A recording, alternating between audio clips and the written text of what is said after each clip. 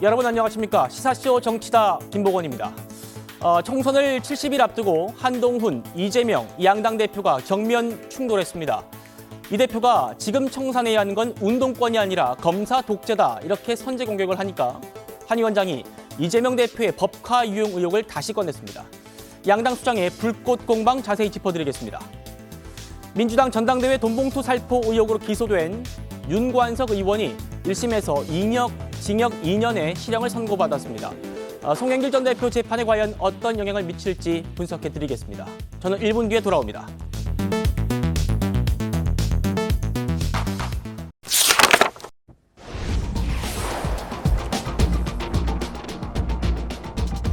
(4월) 국회의원 총선거가 오늘로 꼭 70일 남았습니다.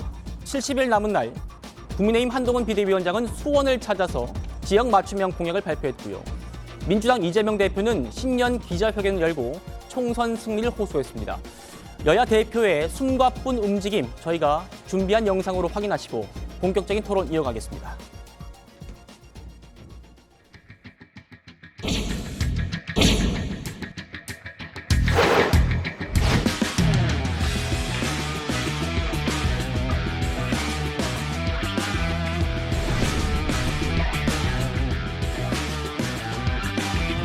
제가 늘 얘기하는데요. 우리는 소수당이지만 대통령을 보유한 정부 여당입니다. 우리의 정책은 실천이 될 겁니다.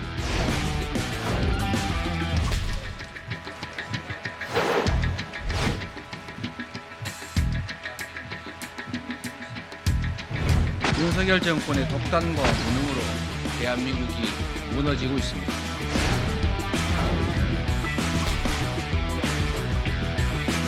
이번 총선은 무너져가는 대한민국을 바로 세우는 마지막 기회입니다.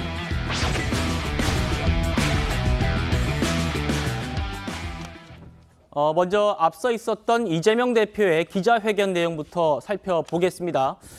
눈에 띄는 얘기가 있었습니다. 바로 이재명 대표가 자신의 피습에 대해서 언급을 하면서 특정 집단의 욕망에 따른 결과였다 이렇게 평가를 한 대목인데요.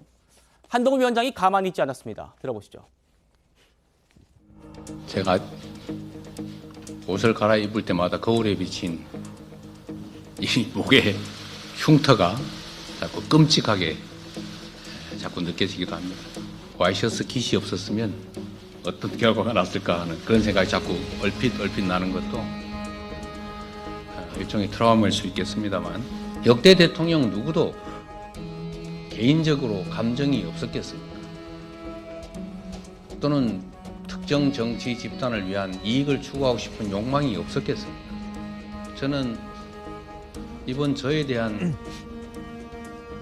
소위 암살 시도, 이 정치 테러가 개인에 의해서 벌어진 일이라고 생각하지 않습니다.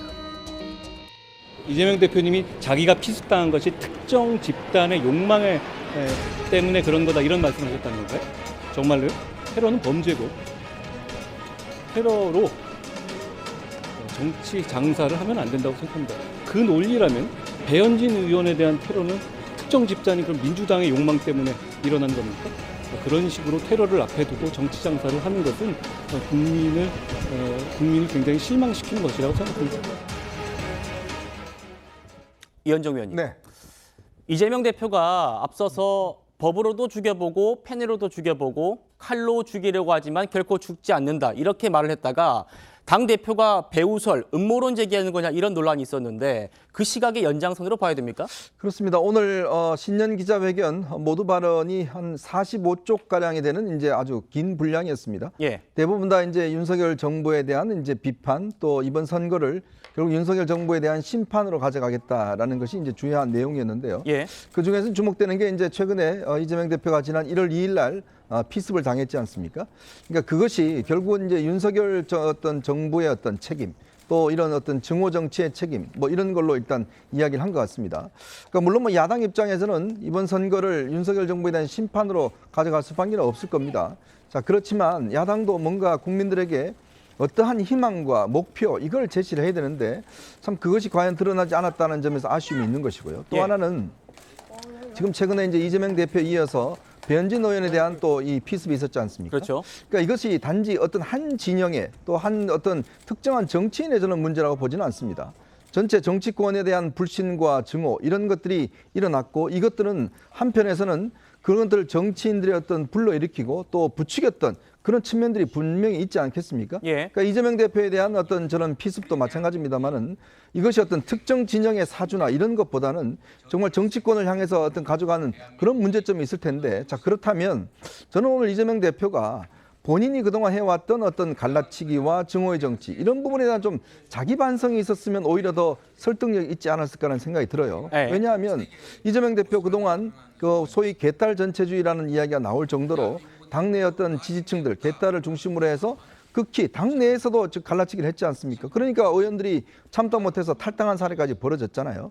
그리고 개딸이 어떤 이 특정한 상대방에 대해서 수박이라고 조롱하고 비난하고 이럴 때 본인은 침묵했지 않습니까? 그러한 것들이 쌓여서 증오 정치를 일으킨 거 아니겠습니까? 그렇다면 정말 책임 있는 정치인, 국회 제1당의 대표라 그러면 자신에 대해서 가해진 행위 자체, 이것에 대한 문제점뿐만 아니라 그렇다면 본인이 이런 어떤 정치의 어떤 이런 부추긴 측면은 없는 것인지 예. 또 그동안은 왜 그런 어떤 증오 정치나 이런 개딸 전체주의에 대해서 한마디의 제어나 방지나 이런 걸 못했는지 예. 이런 부분에 대한 자기 반성이 있었더라면 더 설득력이 있었을 텐데 무조건 남 탓이다라는 그런 걸로 해서 좀 실망스러웠습니다. 예. 성친 부의장님, 지금 저희가 그림으로 보여드렸는데 이재명 대표가 오늘 회견에 이 목의 상처를 그대로 보여줬습니다. 그동안은 이제 반창고라든지 가려서 나왔었는데 오늘은 이제 상처를 보여주면서 이런 얘기를 했습니다. 한동훈 위원장 얘기는 그러면 이재명 대표 피습은 이 대표를 반대하는 국민의힘이나 이런 특정 세력이 배후에 있다는 얘기냐 이 얘기거든요. 어떻게 보셨어요?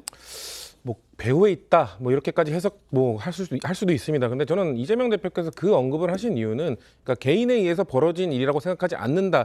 굳이 그 워딩을 한 이유는 한동훈 비대위원장이 이재명 대표에 대한 피습에 대해서 이런 워딩을 썼었거든요. 예. 아주 이상한 사람이 벌인 아주 나쁜 범죄일 뿐이다. 이런 식의 워딩을 했었습니다. 그거에 대해서 어떻게 보면 한동훈 위원장도 이 이재명 대표에 대한 피습에 대해서 뭔가 정치권 전체 그리고 우리 사회 전체가 이 만들어온 혐오와 증오의 정치 때문이라고 인식한 것이 아니라 뭔가 개인의 잘못으로 몰아갔던 그 워딩들이 있었거든요. 그거에 대해서 좀 이재명 대표가 지적하고 싶었다고 저는 보고 있고요. 예. 저도 뭐 아까 이현종 의원께서 말씀하신 것처럼 이런 이 혐오와 증오의 정체는 양당 모두 책임이 있다고 생각합니다. 그렇기 때문에 그런 거에 대한 좀 언급, 반성이 같이 있었으면 좋았을 거라는 저도 아쉬움이 있지만 네. 한동훈 위원장이 지금 서로 미루는 것 같습니다. 서로 어느 한쪽에서 뭔가 좀 자성의 목소리가 먼저 나온다면 국민들께서 저는 그쪽을 인정해주고 아 그래 그래도 이쪽은 먼저 반성하는구나라는 인정을 해줄 거라고 보거든요. 그렇기 때문에 네. 지금 솔직히 양쪽에 다 아쉽고 이재명 대표에 대한 그 발언을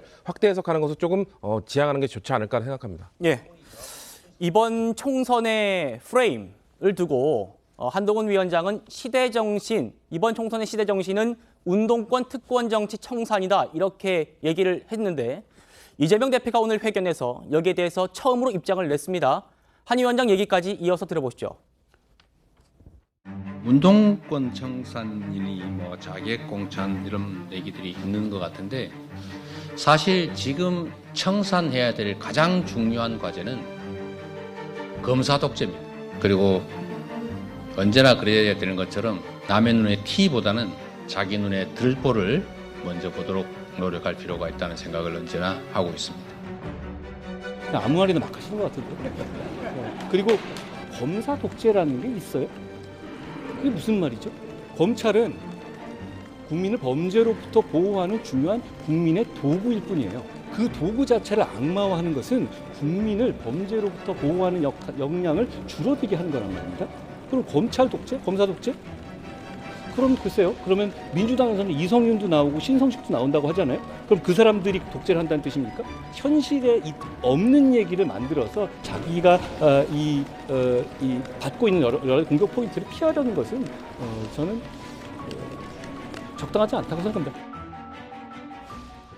정 변호사님, 그러니까 지금 이 말들을 그래픽으로 저희가 정리를 했습니다.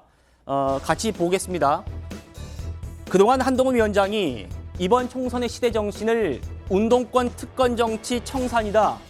이렇게 나는 규정한다. 이렇게 얘기를 했는데 그동안 이재명 대표는 여기에 대해서 별다른 언급은 하지 않았었습니다. 그런데 오늘 신년 기자회견에서 처음으로 청산해야 할 과제, 이번 총선의 시대 정신은 내가 보기에는 검사 독재다. 이렇게 맞불을 놓은 겁니다. 정 변호사님 어떻게 좀 보셨습니까? 만약에 진짜 우리나라가 2023년, 2022년, 2023년, 2024년에 대한민국이 검사 독재 국가라고 한다면요. 이재명 대표는 진작에 구속됐었어야 해요. 이재명 대표의 혐의가 얼마나 많았습니까? 그런데 이재명 대표가 아직까지도 제1당의 대표로서 저렇게 기자회견 한다라고 하는 것 자체가 우리나라의 검사 독재는 존재하지 않는다. 그것을 웅변으로 보여주는 거 아니겠습니까? 검찰이 구속영장 아무리 청구하려고 했었어도 어떻게 했습니까? 국회가 방탄을 했죠. 그다음 또 청구하니까 어떻게 했습니까?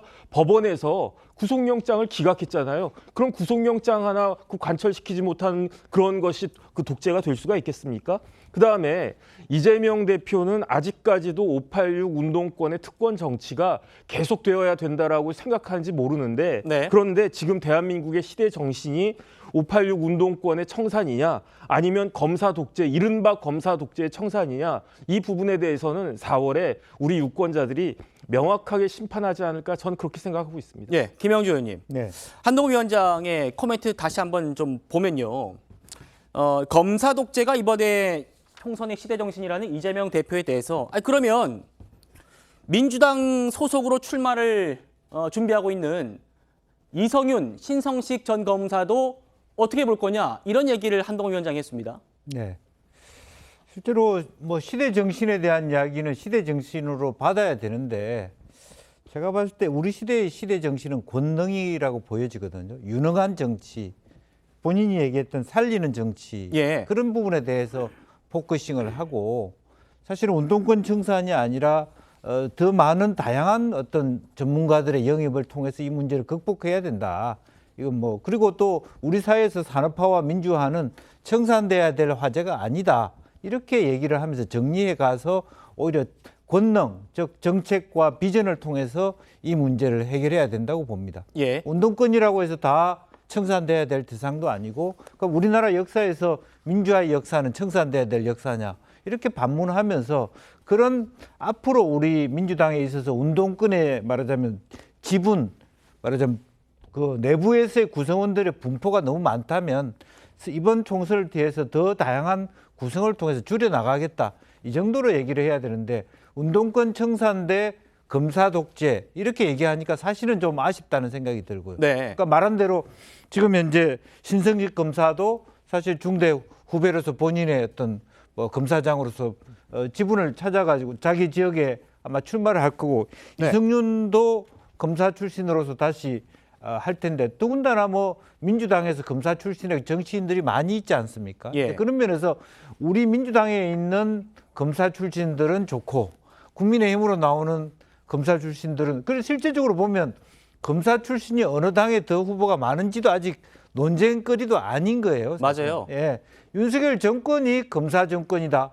그렇게 얘기할 수 있는 부분인데 그거로 가서 우리 그런 소구를 가지고 민주당이 이번 총선에서 우리가 왜 다수당이 돼야 되는지를 설명할 수 있냐. 턱없이 부족했다. 저는 그렇게 봅니다. 예. 김 의원님 말씀하신 것처럼 민주당에서 출마를 준비하고 있는 검사 출신 인사들 제가 알기로도 한 두 자릿수는 되는 것 같거든요. 그 점을 한번 좀 짚어주신 것 같고요. 오늘 한동훈 위원장이 이재명 대표의 이 회견에 대해서 총평을 하면서요. 이 얘기는 안 나왔던가요? 라고 되물었습니다. 법카 얘기입니다. 제가 그 기자회견 못 봤는데요. 거기서 그분 법카 뭐라고 하던가요? 법카 얘기 안 물어보셨어요? 저는 이렇게 매일 인터뷰를 하잖아요. 그분은 진짜 간만에 기자들과 문답을 한 것 같은데 그런 거에 대한 문답이 없었습니까? 혹시 시간이 모자라서 질문이 안 나온 거라면 제가 한번 물어보고 싶어요. 첫째, 법카 본인이 쓴 거 맞습니까? 둘째, 만약에 민주당의 어떤 예비 후보자가 기업이든 국가든 법카를 자기 샴푸 사고 초밥 사 먹고 자기 와이프한테 주고 이렇게 쓴 게 드러났다. 그런 게 걸렸다. 그러면 공천할 겁니까? 셋째, 이런 질문 안 받고 도망다니는 거 부끄럽지 않습니까? 자, 최수영 평론가님. 이재명 대표 피습 이후에 좀 잠잠하나 했던 그 이재명 대표 공세가 다시 시작됐습니다. 어떻게 보셨습니까? 그러니까 지금 이게 말하자면 이게 법인카드 사적 유용 의혹이지만 이재명 대표한테 굉장히 아픈 게 이번에 민주당이 5개 공천 기준 제시하지 않았습니까? 네. 거기에 직장 갑질 들어 있습니다. 아, 이거 그렇죠. 직장 갑질에 해당되는 거죠. 그리고 여기에서 심부름했다는 분이 어떻게 했습니까? 기자회견하고 폭로하고 하지 않았습니까? 그래서 이재명 대표 입장에서는 이 문제는 정말 사실 피해가고 싶은 뼈아픈 지적이긴 한데 그렇겠네요. 그러다 보니까 이재명 대표가 여기에 대해서는 얘기도 안 하고 오히려 제가 조금 전에 질문 나왔던 왜 검사 독재라고 얘기하느냐. 이 얘기는 이제 한동훈 위원장이 이제 시대 정신으로 586 청산을 내거니까 본인이 맞불 프레임으로 이제 검사 독재를 내놓는데 이재명 대표 입장에서 검사 독재라고 얘기하면 지금 7개 사건에 10개 혐의로 재판받고 있는 이재명 대표 입장에서는 이거 정치적 이해 충돌 아닙니까? 예. 자신의 재판이 조금 지금 검사들에게서 부당하다고 이걸 우리 이번 총선에 이걸 전략으로 써먹겠다고 꺼내놓는 거 이게 정말 말하자면 대중들의 눈높이에 맞겠습니까? 그런데 정말 더 중요한 건 이런 직장 본인 대표로 있는 정당에서 5가지 기준에 이걸 넣어놨는데 여기에서도 한동훈 위원장이 이렇게 직격하는 거는 대답할 수 없다는 걸 알거든요. 예. 그래서 저는 이재명 대표가 두고두고 이런 부분에 대해서 아마 앞으로 그 좀 곤란한 상황에 직면할 것이다 저는 생각합니다. 예. 이재명 대표는 오늘 회견 상당 부분을요 윤석열 정부 비판에 쏟으면서 이 정권 심판을 강조했습니다. 특히 집권 2년 동안 정적 죽이기만 기에만 올인했다 이렇게 주장했는데요. 이어서 들어보시겠습니다. 지난 2년간 윤석열 정부는 정적 죽이기에만 올인했습니다. 경제를 죽이고 평화를 죽이고 민주주의와 사람을 죽이는 이 죽임의 정치를 끝내고 사람과 경제, 평화와 민주주의, 희망과 미래를 살리는 살림의 정치를 복원해야 합니다. 이현정 의원님. 네. 윤석열 정부는 죽임의 정치고 자신은 살림의 정치를 하겠다 이렇게 얘기했는데 그러니까 곧바로 여당에서는 아니 이재명 대표 주변에서 불미스러운 일이 얼마나 많이 일어났는데 지금 이런 얘기하냐 이런 비판이 나오는 것 봅니다. 그렇죠. 자, 일단 우선 독재 정권이라는 의미 규정부터 좀 해보겠습니다. 네. 저도 대학 시절에 이제 독재 정권의 밑에서 이제 대학을 다녔기 때문에 자, 독재 정권이라고 이야기를 하면 입법, 사법, 행정을 모두 제가 관장할 수 있어야 됩니다. 자, 그럴 때 우리가 독재 정권이라고 이야기를 하거든요. 예전에 국회는요. 통일주체 국민회의 대의원들이라든지 유정회라든지 이런 걸 통해서 대통령이 지명할 수 있는 국회의원들이 3분의 1이 넘었어요. 그러면 집권 여당은 무조건 과반이 넘습니다. 자, 이런 게 이제 독재 정권이에요. 또 하나는 검찰, 법원 전부 다 장악을 했습니다. 당시에는 뭐 숨 쉴 틈이 없었죠. 바로 이런 것들이 이제 독재 정권이라고 이야기를 하는 것이거든요. 예. 자, 근데 지금 보십시오. 입법 권력 누가 가지고 있습니까? 민주당이 가지고 있지 않습니까? 민주당이 지금 국회의석 거의 180석을 가지고 있잖아요. 본인들은 160석인데 합하면 180석이 됩니다. 자, 압도적인 지금 의석을 가지고 있고 국회에는 제1당입니다. 자, 그런 지금 민주당. 그다음에 지금 본인들 이 체포동의안 같은 거 다 부결시켜서 검찰의 출두도 이 검찰의 체포영장도 발부받지 않습니다. 자, 그런 거 누리고 있습니다. 자, 그리고 법원 어떻습니까? 지금 최근에야 조희대 대법관 대법원 바뀌었지만 그전에는 김명수 대법원장 체제였습니다. 네. 한 법관을 6년 동안 그냥 한 자리에 임명해 놓을 수 있는 그런 힘을 가지고 있었습니다. 그리고 아까도 정현진 변호사 이야기했지만 자신의 구속영장도 다 예를 들어서 기각했던 그런 법원이거든요. 예. 그러면 뭘 근거로 지금 독재 정권이라고 이야기하는 건가요? 거부권 때문에? 거부권 하는 것 때문에 단 하나의 권리를 가지고 있죠. 헌법적 권한, 대통령의 거부권 행사할 수 있는데 그거 다시 국회 넘어갔는데 다시 의결하지 않지 않습니까? 네. 그런 거 할 수 있는 게 지금 민주당입니다. 자, 그러면 검사 독재 정권이 맞는 건가요? 자, 이런 문제를 제기할 수 있는 것이고요. 자, 그리고 지금 법원에서 이재명 대표와 관련된 사건과 관련해서 거의 한 20여 명이 구속됐습니다. 예. 자, 그중에 지금 재판에서 실형을 받고 있는 사람들이 있죠. 본인의 최측근인 김용 씨 지금 징역 5년을 선고받았습니다. 예. 자, 이게 다 법펜 칼로 한 탄압인가요? 본인의 측근들 대부분 다 구속됐습니다. 그리고 본인과 관련된 비서실장 관련된 분들 4분이나 극단적인 선택을 했습니다. 근데 이게 과연 그러면 본인과 관련된 사건, 성남시장 시절, 경기도시장 시절 그때 있었던 사건으로 많은 분들이 극단적 선택을 하고 구속되고 재판받고 있습니다. 네. 자, 이게 그럼 과연 살리는 정치인가요? 살리는 정치라고 한다면 이게 말이 앞뒤가 안 맞지 않는 거 아니겠습니까? 예. 그리고 법원이 그러면 똑같이 독재 정권이기 때문에 법원도 그렇게 판단한다는 것인가요? 자, 이런 문제에 대한 답변을 해야 되는데 문제는 본인에 대한 것을 무조건 정치 탄압이다. 자, 본인은 죄 없다. 지금 재판 다 진행되고 있지 않습니까? 본인 그래 나서서 재판 때 오전에 재판하고 오후에 아유 아파서 못 하겠습니다. 다 재판부 보내줍니다. 집에 보내줘요. 그리고 한 2달 동안 재판 안 엽니다. 그리고 한 판사가 선거법 판사가 본인 이 선고를 해야 되는데 아유 선고 못 하겠습니다. 저 그만두겠습니다. 그만둡니다. 이런 게 독재 정권인가요? 그걸 저는 묻고 싶습니다. 성신 부회장님. 재판을 보든 주변 상황을 보든 이재명 대표가 말하는 살림의 정치, 이거 지금 이재명 대표가 말할 수 있는 거냐 이 말씀입니다. 어떻게 보셨어요? 뭐 그렇게 그런 시각도 가질 수 있죠. 하지만 이재명 대표가 아무래도 대비되는 모습을 보여주기 위해서 윤석열 정부가 죽임의 정치를 하고 있는 건 또 명백하지 않습니까? 그런 점을 좀 강조하고자 했던 것 같습니다. 왜냐하면 글쎄요, 검찰 독재, 검사 독재 이런 거에 대해서 왜 인정을 하지 않는지는 모르겠습니다. 저는 지금 윤석열 정부가 너무 많은 검사 출신들이 대통령, 여당, 비대위원장부터 해서 너무 많은 요직에 다 가고 있지 않습니까?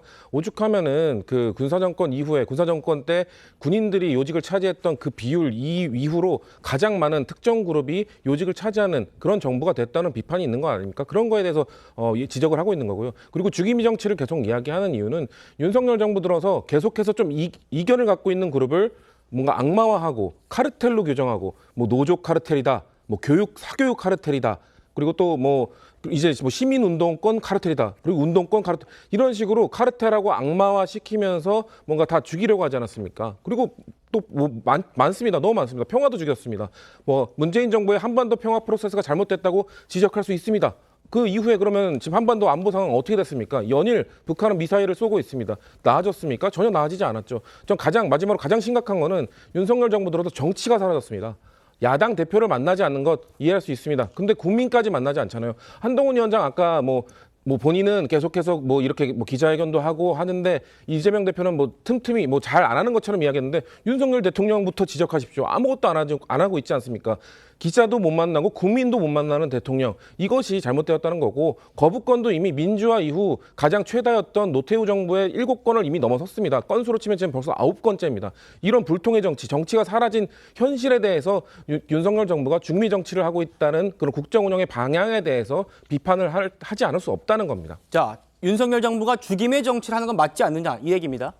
글쎄요. 그런데 이제 민주당은 독재가 무슨 뜻인지 잘 모르는 것 같아요. 한자로 풀면은 홀로 독자, 그 다음에 재단할 때 그 재단. 그러니까 혼자서 모든 걸 자기 마음대로 한 게 독재 아니겠습니까? 그런데 지금 우리나라가 그런 식으로 지금 운영되고 있습니까? 오히려 민주당 내부의 사정만 보면은 제 생각엔 아무리 생각해도 북한에는 최고 저놈이 있지만 민주당에는 민주 존엄이 있는 것이 아니가 이재명 대표 마음대로 모든 걸 다 하고 있잖아요. 당내 독재는 오히려 민주당이 하고 있다. 저는 그런 생각이 들고요. 죽음의 정치 운운하지만 이재명 대표가 어땠습니까? 지난번에 그 김문기 처장 그 돌아가셨을 때 그때 그 뭐 조문이라도 했습니까? 저는 그런 부분들부터 먼저 돌아봐야 되는 것이 아닌가 싶습니다. 예, 알겠습니다. 이재명 대표 회견 얘기는 여기까지 정리하고요. 이제부터는 한동훈 위원장 얘기해 보려고 합니다. 한 위원장은 오늘 수원을 찾았습니다. 지난번 전국 순회 이후에 첫 재방문지로 수원을 선택한 건데요. 그만큼 이번 총선에서 수원을 중요하게 생각한다 이 뜻입니다. 영상으로 보시죠.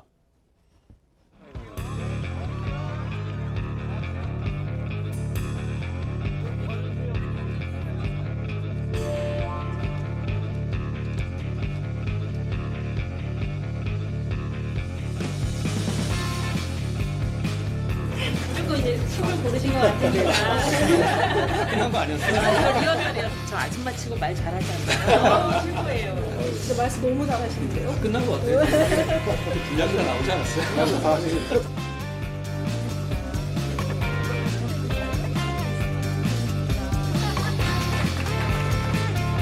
분명히 이 철도는 그 수원을 동과도로 가르고 있습니다. 이 철도를 지하화하는 것이 의도하지 않았지만 굉장히 고착화된 이 격차를 해소할 수 있는 문제라고 생각합니다. 반드시 해결하도록 하겠습니다. 가능하시겠어요? 네. 저희가 이 수원이라는 곳이 어떤 곳인지를 좀 설명을 드리려고 합니다. 수원, 키워드 숫자 125 그리고 5인데요. 먼저 125만 그리고 5가 어떤 뜻인지를 설명드리겠습니다. 보실까요? 125만 명.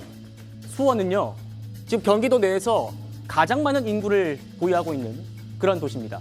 기초자치단체, 대한민국에 있는 기초자치단체 중에서도 가장 많은 125만 명의 인구를 보유하고 있는 곳이죠. 광역시인 울산이 110만 정도이기 때문에 이 광역시보다 더 많은 인구가 살고 있는 곳이 이 수원입니다. 그리고 오는요, 최다 선거구입니다. 한 도시에서 5개 구, 수원에는 5개 구의 이 선거구가 있고 이 5명의 한 도시에서 5명이라는 국회의원이 나온다는 거 굉장히 많은 겁니다. 다음 그래픽 보시겠습니다. 자, 그러면 한동훈 위원장이 왜 이 수원에 이렇게 집중을 하는 건가? 지금 이 5개 지역을 지난 총선에서 민주당이 모두 싹쓸이를 냈습니다. 갑, 을, 병, 정, 무 이 5개 지역구에 모두 민주당 깃발이 꽂혀 있는 겁니다. 저희가 설명드린 대로 경기도에서 가장 많은 도시, 가장 인구가 많은 도시인데 이 많은 도시에서 모두 민주당이 국회의원을 차지하고 있는 이곳이 수원입니다. 최평론가님. 네. 이렇게 중요한 수원에 오늘 한동훈 위원장이 갔어요. 저희가 설명을 드리겠습니다만 철도지화화라는 공약을 내걸었습니다. 어떻게 좀 보셨습니까? 그렇습니다. 이 철도 지하화 공약은 사실은 윤석열 정부의 국정 과제이기도 합니다. 그래서 수원역과 성균관역 일대를 한 1km 정도 지하화해가지고 그 지상의 그 환경을 굉장히 좀 시민 우호적인 환경으로 친화적인 환경으로 이제 갖고 있다는 그런 얘기인데 저는 수원이 굉장히 중요한 지역, 한동훈 위원장이 제대로 본 것 같아요. 왜냐하면 뭐 선거구가 5개다 이런 것도 중요하지만 가장 포인트는 그겁니다. 수원은 남부 벨트의 심장입니다. 왜냐하면 여기에 선거 결과가 일종의 용인, 동탄, 그다음에 뭐 성남까지도 연동될 수 있는 이른바 그 벨트화의 전초기지와 선봉장이기 때문에 저는 여기에 대해서 중요성을 한동훈 위원장이 100번 강조해도 지나치지 않는다. 근데 중요한 거는 네. 여기에서 사실은 이게 지금은 5개를 다 국민의힘이 민주당이 내줬지만 실제 14대에서 19대까지 국회 기록을 보면은 남경필 지사의 아버지도 재선 의원을 했고 남경필 의원도 3선인가 거기서 했어요. 그렇기 때문에 네. 여기를 결코 험지라 볼 수 없는 곳인데 그렇다면은 여기에 그 정부의 국정 과제와 총선 공약 그리고 인물 배치로 경쟁력 있는 구도를 만들어서 수원을 탈환해오겠다. 그런데 수원에서 최소한 2, 3곳만 가져오겠다 그러면은 저는 경기도 전체 선거 그림이 바뀌어질 수 있고 그다음에 분위기 자체도 굉장히 이제 국민의힘 쪽으로 끌어갈 수 있는 그 말하자면 포인트가 되기 때문에 저는 이 점을 한동훈 위원장이 굉장히 집중 공략할 것이다. 앞으로도 그렇게 분석합니다. 예, 김영주 의원님. 지금 저희가 그래픽 보여드리고 있는데요. 저렇게 5개 지역구에 모두 민주당 의원이 있는 이곳에 국민의힘이 후보들을 속속히 빠르게 좀 배치를 하고 있는 모습입니다. 네. 하나부터 위에 왼쪽부터 보시면 수원갑의 국세청장 출신의 김현준 전 청장이 되고 있고 이 수원정에는 이수정 전 교수가 지금 출마를 준비하고 있죠. 그리고 수원병 김영진 의원의 지역구에는 박문규 전 장관, 또 수원무에는 한동훈 위원장이 직접 삼고초려를 해서 영입했다는 고동진 전 사장, 이렇게 지금 대진표가 빨리빨리 짜여지고 있거든요. 네.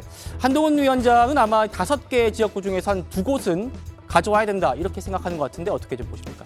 제가 봤을 때 이제 뭐 가능성이 좀 더 나은 대로 치면 정무 이쪽일 거라고 보여집니다. 네. 그러니까 경기대 쪽에 있는 광교, 그다음에 영통 이런 쪽이 훨씬 더 새로운 그 개발 지역이 되면서 실제로 전통적인 수원보다는 어떤 국민의힘 지지층이 좀 강해질 수 있는 그런 부분이 많지 않을까 그렇게 보여지고요.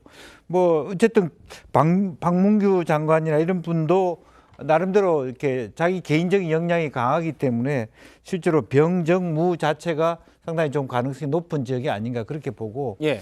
또 오늘 뭐 좀 앞선 얘기지만 안민석 의원에 대한 공격이 시작됐다. 그러면 사실은 수원으로 끝나는 것이 아니라 우산 지역까지 사실은 생활권이 연결돼 있습니다. 이제 그런 부분까지 아마 한동훈 위원장이 보면서 실제로 경기 남부권을 뭐 유승민 의원까지를 그 수원이든 수원이 아닌 오산이든 집어넣어서 좀 더 돌파구를 1점 돌파를 하겠다. 특히 이제 수도권에 비해서 경기도는 굉장히 국민의힘이 뒤처지고 어떻게 보면 수원에 있는 5개 지역구를 다 잃었다는 것은 굉장히 큰 아픔일 수 있거든요. 그렇죠. 한두 개라도 꼭 이번에 승사하겠다라고는 의지가 보여집니다. 이현정 의원님. 네.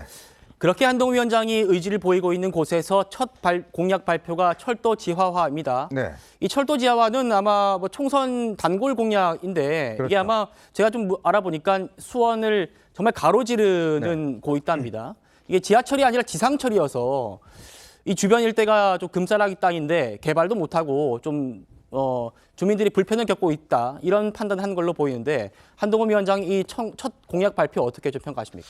제가 사실 대학교 때 수원에서 출퇴근 학교를 통학을 했기 때문에 아, 예. 그 지역을 뭐 제가 항상 몇 년 동안 이게 왔다 갔다 했습니다. 그게 사실 이제 지금 그때만 하더라도 그나마 주변에 별로 없었는데 지금은요 수원이 정말 천지개벽을 했습니다. 왜냐하면 삼성전자가 이제 수원에 있기 때문에 그 산업 시설들이 많이 있고 하기 때문에 특히 젊은 층들도 많이 집중돼 있고 그러니까 도시 전체가 굉장히 이제 발달이 돼 있는데 문제는 이제 지하철이 저게 이제 수원역국에서 성교한대역과 같은 경우는 저걸 만약에 이제 지하화한다 그러면 이 전체 도시의 어떤 이 모양이 많이 바뀌거든요. 아, 예. 그렇기 때문에 아마 저게 이제 이 수원 지역 주민들도 굉장히 바라고 있는 것이고요. 그래서 저게 이제 이번 윤석열 정부가 국정과제를 이야기를 한 것인데요. 특히 수원 지역이 예전에 이제 그 남경필 의원 이야기 하셨는데 예전에는 상당히 보수 우위의 지역이었습니다. 그리고 이제 남평호, 남경필 이 부자분들이 거기서 한 5선 정도 했거든요. 굉장히 지역에 뿌리가 깊었는데 그 이후에 김진표 국회의장이 여기서 또 이제 상당히 5선을 했지 않습니까? 그러면서 이 민주당세가 굉장히 어떤 그런데 이번에 김진표 국회의장이 이번에 이제 정계 은퇴를 하시거든요. 네. 그러니까 빼고 또 수원 지역이 지역색이 또 딴 지역보다 강합니다. 그러니까 이 지역 출신, 이 지역의 고등학교나 뭐 학교를 나온 분들 이런 어떤 지역색이 다른 도시에 비해서도 꽤 강한 지역이에요. 자족 기능이 높다고 그렇습니다. 그러더라고요. 그러니까 이 수도권임에도 불구하고 꽤 이 지역에 대한 색채가 그래서 이제 박문규 이번에 전 산업자원부 장관을 투입한 게 이분이 이제 수원에 이제 수성군가요? 거기를 나왔거든요. 예. 김영준 전 국세청장은 마찬가지입니다. 네. 다 지역의 고등학교 출신들이에요. 이제 그런 어떤 지역적인 의미가 강하기 때문에 이번에 정말 이 산업부 장관을 3개월 한 분을 그냥 당에서 요청을 해서 투입을 했지 않습니까? 예. 고동진 지금 전 사장도 마찬가지로 여기 삼성전자에서 정말 갤럭시의 신화적인 존재거든요. 그런 분들을 이제 영입한 이유도 바로 이제 거기에 있는 것이죠. 그만큼 이 지역이 지역색과 함께 그 다음에 이제 이 지역에 대해서 이제 좀 더 발전하기 위해서는 이 어떤 핵심적 공약들, 즉 교통 문제와 이 이제 철도 지하화 문제 이런 부분들을 이제 건드렸는데 이게 뭐 사실은 야당도 이걸 지금 주장하고 있는데 네. 조금 선수를 빼앗긴 감도 좀 솔직히 있는 것 같습니다. 예, 그러니까요. 지금 그 얘기 좀 여쭤보려고 했는데 내일 아마 또 민주당도 아마 철도 지하화 공약을 또 발표한다 합니다. 근데 위치가 달라요? 수원이 아니라 서울이라고 하는데 차이가 어떤 건가요? 일단 뭐 선수를 뺏겼다고 말씀하셨는데 저는 오히려 민주당이 선수를 치고 있었습니다. 왜냐하면 민주당에서 추진하던 것이고요. 왜냐하면 이 철도 지하화 관련 특별법 발의를 민주당이 주도해서 본회의를 이미 통과시켰고요. 그래서 네. 예타를 면제할 수 있도록 하는 법들을 만들어놨습니다. 그리고 민주당의 이 수도권 서울, 인천, 경기 수도당들이 모여서 철도 지하화 관련 이미 토론회를 이번 달 아마 18일 정도에 했던 걸로 알고 있습니다. 이미 민주당도 말씀하신 것 아까 초입에 말씀하신 것처럼 철도 지하화 공약이 뭐 완전히 새로운 것은 아니지만 뭔가 실제로 추진하기 위한 노력들을 민주당에서 이미 하고 있었던 것이죠. 그래서 저는 한동훈 위원장이 이걸 받아줬다고 오히려 생각합니다. 그리고 긍정적으로 볼 수 있습니다. 왜냐하면 서로 좀 어디 부분을 지하화를 먼저 하는가 이런 거에 차이가 있을 수 있죠. 네. 이건 맞춰가면 되는 것이거든요. 결국 철도 지하화 공약을 통해서 추진하고자 하는 것, 뭔가 노후화된 이런 시설들을 개선하고 뭔가 도심의 부족한 공간들을 확보하고. 근데 한 가지 지적하고 싶은 것은 민주당 안에서도 이런 뭔가 토론회 추진을 하면서 뭔가 우려하는 부분이 하나 있었습니다. 그게 바로 재정의 문제입니다. 민주당에서 내놓은 안에서 대략의 예산이 한 40조로 나왔습니다. 그래서 너무 많은 예산이 드는 거 아니냐. 그리고 뭔가 또 확대할 경우 더 예산은 눈덩이처럼 불어날 것이기 때문에 과연 한동훈 위원장이 지금 윤석열 정부, 국민의힘 정부는 계속해서 재정 건전성을 얘기하고 긴축 재정을 주장해 오지 않았습니까? 이런 수십조 원이 드는 공약을 진정성 있게 얘기할 수 있느냐. 이거에 대해서 좀 같이 논의를 해봐야 되는 단계가 왔다. 저희는 그렇게 보고 있습니다. 알겠습니다. 오늘 한동훈 위원장의 일정에는요. 아까 이현정 위원님 말씀하셨지만 고동진 전 삼성전자 사장이 동행을 해서 또 눈길을 끌었습니다. 보시겠습니다. 제가 한 달 정도 해보고 그리고 정치 주변에서 수십 년간 살아본 결과는 정치가 나아져야 할 부분들이 굉장히 많은 건 맞고 후진 건 맞는데요. 정말 중요하다는 겁니다. 저희가 우리 국민의힘이 고동진 사장 같은 부분을 삼고초려해서 모시려고 하고 이런 중요한 분들의 시간을 뺏으면서까지 계속 우선순위로 진행하는 이유는 우리 정치가 이분들을 지원하고 이분들이 뜻을 펼치게 하는 것이 핵심이라는 점을 잘 알기 때문입니다. 우리 국민의힘은 그리고 우리 윤석열 정부는 반도체 사업을 이끄는 이런 역군들의 일을 지원하고 도울 준비가 돼 있습니다. 정 변호사님. 네네. 오늘은 이제 고동진 전 사장을 또 언급을 한동훈 위원장이 직접 했습니다. 어떻게 좀 보셨어요? 수원하면 삼성전자죠. 그 삼성에 입사하면은 수원 한 번씩 가 봅니다. 그 수원의 삼성전자 공장 한번 쭉 둘러보면 거기에 뭐 명예 전당도 있고 여러 가지 중요한 것들이 있는데, 그런데 고동진 전 사장님은 일단 뭐 갤럭시 신화라고 조금 전에 이현정 위원님도 말씀을 하셨지만, 하지만 삼성 사람들한테는요, 고동진 사장은 셀러리맨의 신화예요. 왜냐하면 대개 이제 삼성전자 사장이 되는 길이 크게 두 가지가 있는데, 대부분은 최고 엘리트 코스를 밟아가지고 미국에서 좋은 대학에서 박사학위 받고 임원이나 아니면 최소한 부장급으로 영입돼서 쭉쭉쭉 올라가서 사장 되시는 경우가 많은데, 예. 고동진 사장 같은 경우에는요, 성균관대 산업공학과 나와가지고 신입 사원부터 시작해서 사장까지 올라가셨던 분이에요. 그 다음에 고동진 사장은 굉장히 어려운 그 환경 속에서 이제 고등학교도 졸업하고 그렇게 해서 그야말로 이제 그 각고의 노력을 통해 가지고 사장까지 올라가셨던 분이기 때문에, 이런 사실들을 만약에 고동진 사장이 수원에서 출마한다라고 하면 수원에 있는 많은 삼성전자 직원들이 모를 수가 없는 그러한 것이다. 그렇기 때문에 그 한동훈 비대위원장은 단순히 삼성전자 사장 출신이니까 기업인 출신이니까 이걸 갖다가 이제 삼고초려해서 모셔온 게 아니고 스토리가 있는 분을 모셔왔다. 한동훈 위원장이 이제 이른바 사천 논란에 이기는 공천하겠다, 나 감수하고 가겠다 이렇게 얘기를 했고, 오늘 또 특정 인물을 거명을 했다는 겁니다. 어떻게 보십니까? 뭐 사실은 이제 그런 면에서 조금 이제 한동훈 검사가 정말 싸움꾼이다. 그건 예. 뭐냐면 사사로운 논쟁을 불구하고 예.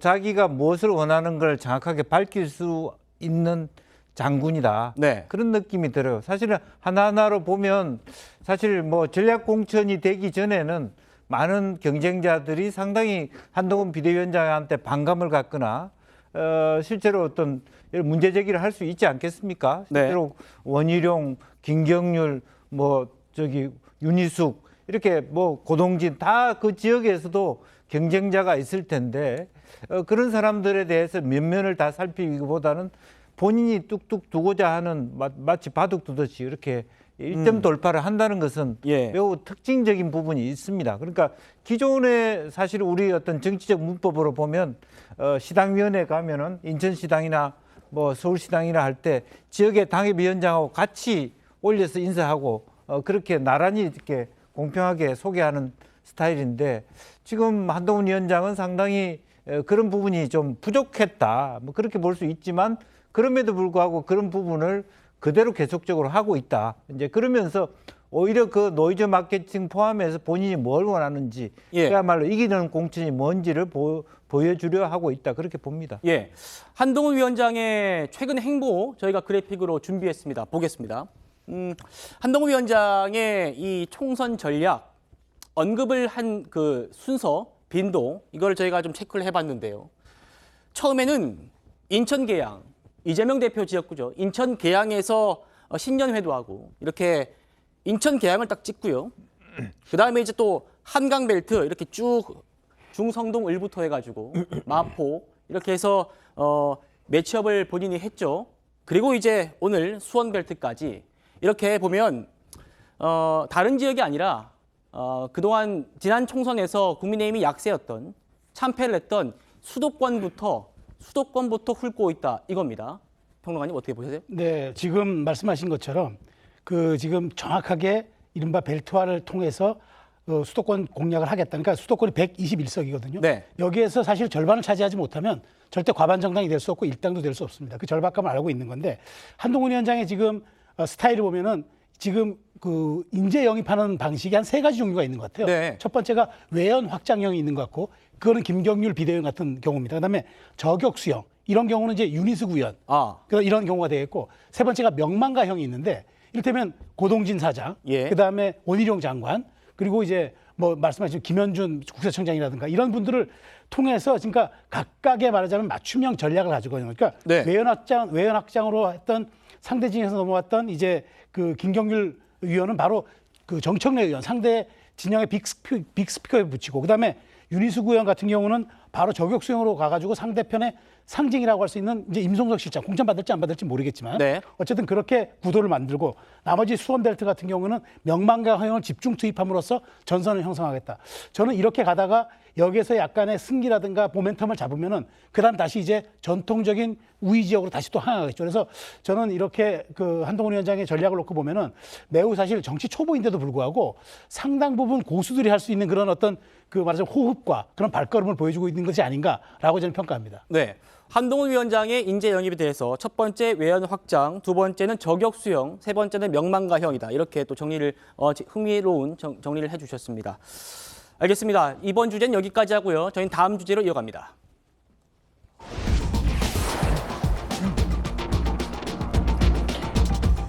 지난번에 JTBC가 윤석열 대통령의 발언 자막을 매출이라고 한 걸 배추로 달아가지고 논란이 됐다. 이런 소식 저희가 전해드렸었는데요. 이거는 명확하게 이 JTBC의 오보로 정리가 됐던 얘기입니다. 그런데요. 추미애 전 장관이 이 얘기를 또 꺼내들었다고 합니다. 짚어보기에 앞서서 대통령의 그 발언 다시 한번 들어보시겠습니다. 새해 건강하시고 복 많이 받으세요. 정부가 하여튼 여러분 매출 오르게 많이 힘껏하겠습니다. 매출 오르게 많이 힘껏하겠습니다. 추 전 장관이 쓴 글 한번 보겠습니다. 그러니까 여러분들, 시청자 여러분들 들으신 대로 분명히 대통령이 얘기를 한 게 들립니다. 그런데 추 전 장관은 이렇게 얘기를 합니다. 배추를 매출이라고 윽박지르는 소리에 놀라서 앞으로는 귀를 조심해야겠다. 배추를 매출이라고 윽박지르는 소리에 놀랐다. 표성평론가님. 네. 같이 아까 들으셨잖아요. 네. 대통령의 얘기를. 네. 분명히 어떤 얘기를 했는지 어떤 단어를 했는지 보였는데 정리가 다 끝난 얘기를 추 전 장관은 왜 이렇게 또 꺼내는 걸까요? 그럼 매출을 매출이라고 얘기하 지금 없는 배출을 갖다가 같이 소환합니까? 그러니까 저는 이 추미애 전 장관의 그 얘기를 들어보면은 추미애 전 장관은 자기가 해석하고 싶은 대로 해석하는 정말 확증 편향의 대표적인 분이 아닌가 그런 생각이 들어요. 사실 보면은 그게 이미 JTBC가 사과한 거고 이미 정리가 된 사안인데 왜 저 얘기를 하냐면 저는 최근에 추미애 전 장관의 언행을 이렇게 놓고 보면은 친문 정부에서 당대표도 지내고, 그러니까 문재인 정부에서 당대표도 지내고, 그다음에 장관도 했지만 정치적 커밍아웃을 한 게 아닌가 그런 생각이 들어요. 정치적 커밍아웃이요? 나는 이제부터는 이재명 그 패권주의에 난 동참하겠어. 네. 라고 자꾸 신호를 보내는 것 같아요. 그러면서 저렇게 사실은 다 정리가 된 그런 얘기들까지도 곡학 아세하는 저런 얘기들을 하는 거는 저게 사실 뭐 그 추미애 전 장관의 귀에만 잘못 들렸겠습니까? 저는 이게 모든 사람들이 다 알고 들으면 보고 자막도 보면 다 이미 그러니까 입의 표정과 연동이 되는 건데도 저렇게 굳이 윽박지르는 듯한 얘기를 하는 것은 저는 제가 보기에 이재명 체제에서 추미애 전 장관이 이제 나는 다시 정치적 스탠스를 밟아가고 있어요라는 신호를 끊임없이 보내고 있는 과정이다. 전 그렇게 평가하겠습니다. 이현정 의원님. 네. 그러니까 제가 정리해드렸습니다만 이거는 오보로 정리가 끝난 일입니다. 네. 근데 뭐 추 전 장관이 친명계로 커밍아웃 하는 거다 이렇게 지금 분석해 주셨는데 왜 이렇게 한 걸로 분석하십니까? 근데 뭐 추미애 전 장관은 최근에 직업 하나를 더 가지셨죠. 네. 정치인 말고 소설가로 데뷔를 했습니다.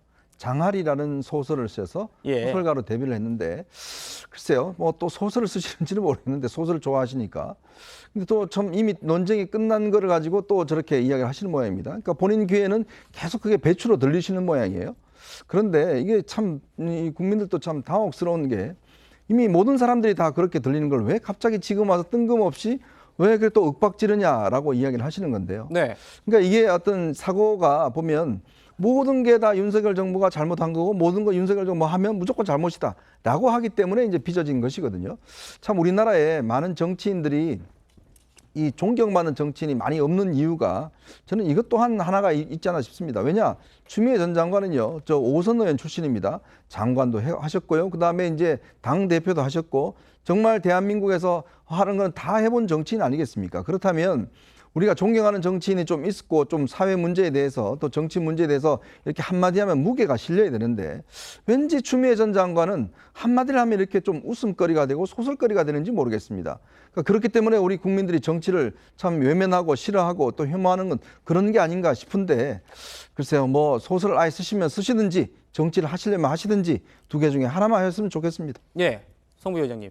그러니까 지금 민주당 지지자들이 추미애 전 장관의 이 얘기에다가 뭐 댓글을 달면서 또 동조하면서 또 이 얘기가 또 확산되는 그런 모습을 보이고 있단 말입니다. 어떻게 보십니까? 그런 댓글을 통해서 아무래도 지지자분들은 좀 강성 지지자분들이 댓글을 달았겠죠. 그런 것들을 좀 부추기는 글을 굳이 올리셔야 됐나라는 생각은 있습니다. 물론 저는 아마 지적하고 싶었던 부분은 이런 것 같아요. 뭐 오보는 오보인 게 명백하죠. 그런데 그런 오보에 대해서 지금 대통령실에서 뭐 고소 고발까지 이어지는 이런 거에 대해서 그 언론사가 실수한 거에 대해서 인정을 하고 그 오보 정정 보도까지 했는데 네. 그렇게까지 가야 되느냐라는 걸 좀 비판하는 거는 민주당 내에서도 분명히 있었습니다. 네. 하지만 이렇게 시간이 지난 다음에 다시 언급하고 다시 이슈화시키고 이렇게 또 뉴스에서 다루게 만드는 것, 전 JTBC가 이걸 원할까요? 전 원하지 않을 거라고 보거든요. 그렇기 때문에 좀 추미애 전 장관이 굳이 뭐 좀 긁어부스러 만든 게 아닌가, 저는 이번 이슈는 그렇게 보고 있습니다. 긁어부스럼 만든 거 아닌가 이런 말씀 주셨습니다. 추미애 전 장관이 왜 이런 일을 했을까? 알면서 그러지 않았을까? 그렇다면 왜 지금에 와서 다 지난 얘기를 갖고 이럴까? 이 질문에 혹시 총선 출마하려고 하는 거 아닌가? 이런 얘기가 나오고 있습니다. 옛날 얘기 한번 들어보시겠습니다. 민심이 이렇게 분노하고 있습니다. 그런데 야당이 너무 얌전한 거죠. 회복력을 완전히 잃어버리기 전에 네. 뭔가를 해야 되겠다. 우리 민주 시민의 승리를 위해서 네. 헌신하겠다. 추다르크 이제 부활하는 겁니까? 부활 이전에 네. 어떤 각오를 먼저 말씀을 드려야 될 것 같아요. 기회가 되면 각오를 좀 말씀하시겠다. 네. 추미애 전 장관은 옛날에 광진구에 본인의 지역구가 있었는데 지금 좀 다른 곳이 얘기가 나와서 저희가 준비를 했습니다. 역시 한강벨트인데요. 지금 현역이 이수진 의원이 있는 이 동작을에 추미애 전 장관을 넣은 이 여론조사를 민주당이 실시했다라는 보도가 있었습니다. 여기에는 이제 국민의힘에서는 나경원 전 의원이 출마를 준비하고 있죠.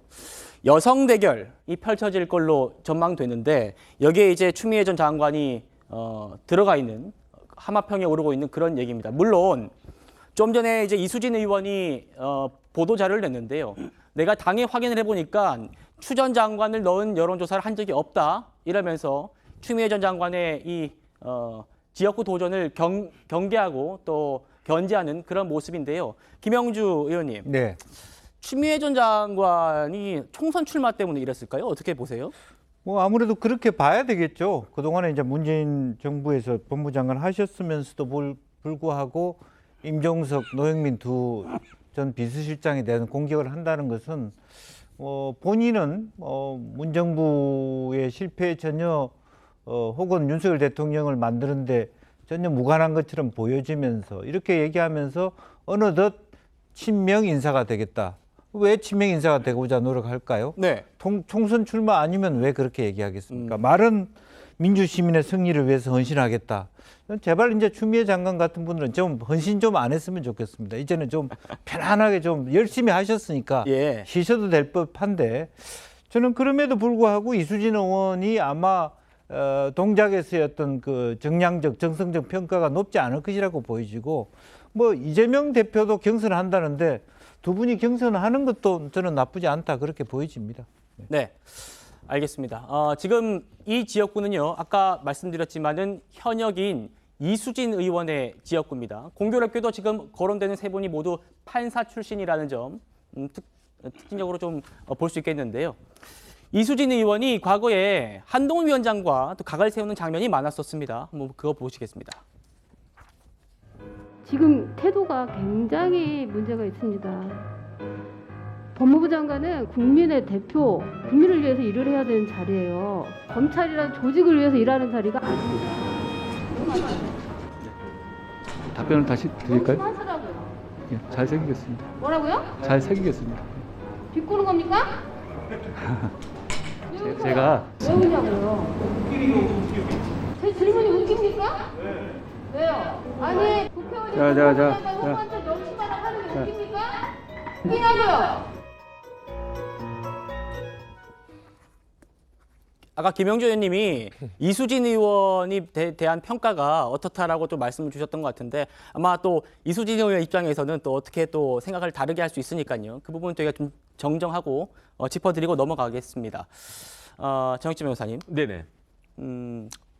이렇게 이수진 의원이 열심히 의정 활동을 하시는 모습 저희가 지켜봤는데 그럼에도 불구하고 당에서 혹시 어떤 이수진 의원을 대체할 그런 자원을 찾고 있는 그런 이유가 있다면 어떤 게 있다고 좀 생각하시나요? 글쎄요, 이수진 의원이 4년 전에 나경원 전 의원을 이긴 것은 사실이죠. 하지만은 앵커께서는 저렇게 하는 게 의정 활동을 열심히 하는 거로 생각을 하십니까? 제가 봤을 때 반대하니까 그런 생각이 드는데요. 네. 더군다나 이수진 의원은 처음에 국회의원 되기 시작했을 때 정치를 시작한다고 했을 때 어떻게 주장했느냐? 이른바 사법부 블랙리스트에 본인이 피해자다라는 식으로 주장을 했었어요. 하지만 그 이후에 얼마 전에 양승태 대법원장 관련해가지고 무죄 나오지 않았습니까? 이른바 무리하기 법관이라고 한 문건에 이수진 의원은 이름도 들어가 있지 않았었어요. 네. 그다음에 오히려 법원행정처 인사총괄 심의관이 그때 이제 재판 나가가지고 증언을 했는데 이수진 의원은 업무가 다른 재판 연구관들보다도 평균에 한참 미달했다. 그다음에 이렇게 업무를 갖다가 수행하는 시간이나 노력이나 이런 게 굉장히 부족했다. 그래서 대법원 재판연구관 측에서 다른 그냥 대전지방법원으로 내려보낸 것이다. 이런 증언까지 다 나왔는데 그러니까 처음에 이수진 의원이 뭐 핍박받은 그러한 그 판사로서 국회의원 시켜줘야 되겠다라고 생각했던 것들이 실질적으로 보니까 그게 사실이 아닌 것으로 다 드러났고요. 그다음 조금 전에 한동훈 그 당시 법무부 장관에 대해서도 저랬지만 여당 국회의원에 대해서도 스스로 그랬어요. 이수진 의원이 지금 뭐 법사위 의원인지 기재위원인데 지금은 그런데 또 무슨 특위를 갖다 하고 있냐면 윤리 특위도 하고 있지만은 기후 위기 특위도 하고 있거든요. 네. 그런데 그 기후 위기 특위에서 몇 명이 유럽으로 출장 갔었잖아요. 근데 그 출장 갔는데 본인을 빼놓고 다른 사람 같다고 해가지고 여당 위원장을 갖다가 몰아세워가지고 여당 위원장이 땀나게 만들고 그러지 않았습니까? 저런 것들이 과연 제대로 의정 활동을 했다고 할 수 있는 것인가? 그렇다라고 하면 제가 민주당의 이재명 대표라고 하더라도 동작을 해서 과연 이수진 의원이 재선이 가능할까? 심각하게 재고를 할 수밖에 없고 그렇다라고 하면 나경원 대표를 대항하기 위해서 이수진 의원 말고 다른 사람을 찾는다라고 하면 그러면 여성 판사 출신은 역시 추미애 전 장관밖에 없는 거 아닌가 이런 생각을 할 수밖에 없지 않나 저는 그런 생각이 듭니다. 같은 당 상임위원장이었습니다. 예. 여당 상임위원장이 아니고. 알겠습니다. 네. 지금 추미애 전 장관 얘기하다가 갑자기 이수진 의원으로 넘어갔는데 어떻습니까, 성치현 부회장님? 지금 앞서 두 분 패널께서 이수진 의원에 대해서 의정 활동에 대한 평가를 주셨는데 어떻게 좀 들으셨습니까? 이 두 분이 만약에 붙게 되면 친명 대 친명이 붙는 것 아니냐 이런 얘기들도 나오는 맞아요. 건데요. 전 그런 분석이 참 의아하고 좀 이상하게 보여집니다. 왜냐하면 이수진 의원 지난 총선 때 새롭게 공천받아서 되신 분 아닙니까? 그 당시에 공천을 주도했던 것은 친문이었습니다. 친문이 주도한 그 공천을 받고 되신 분이 이제는 뭔가 이재명 대표를 좀 측근해서 뭔가 비호하고 이런 것 때문에 바로 친명으로 분류된다? 추미애 전 장관도 좀 마찬가지입니다. 이분 반노였다가 친문 가셨다가 이제 또 친명을 저는 정치에서 이 계파를 분류하는 게 언제부터 이렇게 됐는지 좀 아쉽다라는 얘기를 먼저 드리고 싶고요. 네. 저는 추미애 전 장관이 한 번 당대표도 하시고 장관도 하셨기 때문에 한 번 더 국회의원을 해야 되는 이유에 대한 설명이 필요하다고 봅니다. 근데 아까 우리가 봤던 화면에서는 민주시민 의 부름, 그리고 희생을 해야 헌신해야 된다. 그리고 지금 대정부 공격이 부족하다. 저는 지금 제가 판단하는 민주당의 문제점은 공격력이 부족한 게 아닙니다. 공격만 너무 하고 있기 때문에 수비가 너무 뻥 뚫려 있는 게 문제라고 생각하기 때문에 지금 공격수가 더 필요한 게 아니라 뭔가 이 당에 뭔가 미들필더나 뭔가 수비수들이 필요한 상황이라서 추미애 전 장관이 지금 말씀하신 건 좀 명분이 떨어진다고 보고요. 추미애 전 장관이 진짜 민주시민을 위해서 헌신하고 싶으시다. 그럼 저는 지역은 딱 하나밖에 없다고 생각합니다. 대구를 나가셔야죠. 대구에 지금 민주당에 지금 사실상 유력 정치인이 없고 네. 이런 대구 정치를 이끌어 주신다면 저는 박수를 보내드릴 의향이 있습니다. 추미애 전 장관 대구 출신이죠? 예, 맞습니다. 예, 그러면 고향에 나가가지고 한번 붙어보는 게 맞지 않느냐 이렇게 말씀 주신 겁니다. 민주당에서 추미애 전 장관이 지금 이렇게 논란의 중심에 있다면 국민의힘에서는 바로 이 사람입니다. 유승민 전 의원의 역할론, 이게 급부상하고 있다고 하는데요. 그래픽 저희가 준비를 했는데요. 유승민 전 의원이 이준석 전 대표의 신당에 참여하지 않고 당에 남겠다, 그러면서 공천 신청하지 않겠다 이렇게 얘기했죠. 그런데 여당 내부에서 한동훈 비대위원장이 유승민 의원을 활용해야 한다 이런 얘기가 나오나 봅니다. 그러면 어떻게 활용할 거냐? 이 유승민 전 의원의 지지가 좀 있다고 하는 경기도 벨트, 경기 남부 벨트에 선거를 책임지게 해야 하는 거 아니냐 이런 얘기가 나오고 있는데, 반면 다른 측면에서는 유 전 의원이 최근까지도 윤석열 대통령을 정면 겨냥하면서 지금 현 정권에 대한 비판적인 얘기를 했던 만큼 당정 관계를 고려해서 그러면 안 된다 이런 얘기가 나오고 있습니다. 여기에 대해서 오늘 한 위원장이 직접 언급을 했다고 하는데요. 들어보시겠습니다. 안민석 의원 지역구에 유승민 전 의원 투입 검토 보도가 나왔는데 그런 검토를 한 바는 없습니다. 이 전 의원 혹시 경기 남부로 총선 투입 가능성 있을까요? 저의 총선 전략은 그렇게 대놓고 얘기할 수 있는 문제는 아니고, 저희는 이기는 공천, 국민들에게 명분 있는 공천 하기 위해서 노력하고 있다는 말씀드립니다. 이현정 의원님, 네. 어떻게 들으셨습니까? 한동훈 위원장 얘기요? 참 이게 유승민 전 의원의 카드가 참 국민의힘 내에서는 굉장히 민감한 카드입니다. 그렇습니다. 왜냐하면 이제 아마 이제 이 유승민 전 의원이 지난 경기도지사 경선에 나섰다가 결국 이제 김은혜 당시 이제 후보에게 패했죠. 그러면서 이제 윤석열 대통령과 굉장히 아주 치열하게 각이진 거 아니겠습니까?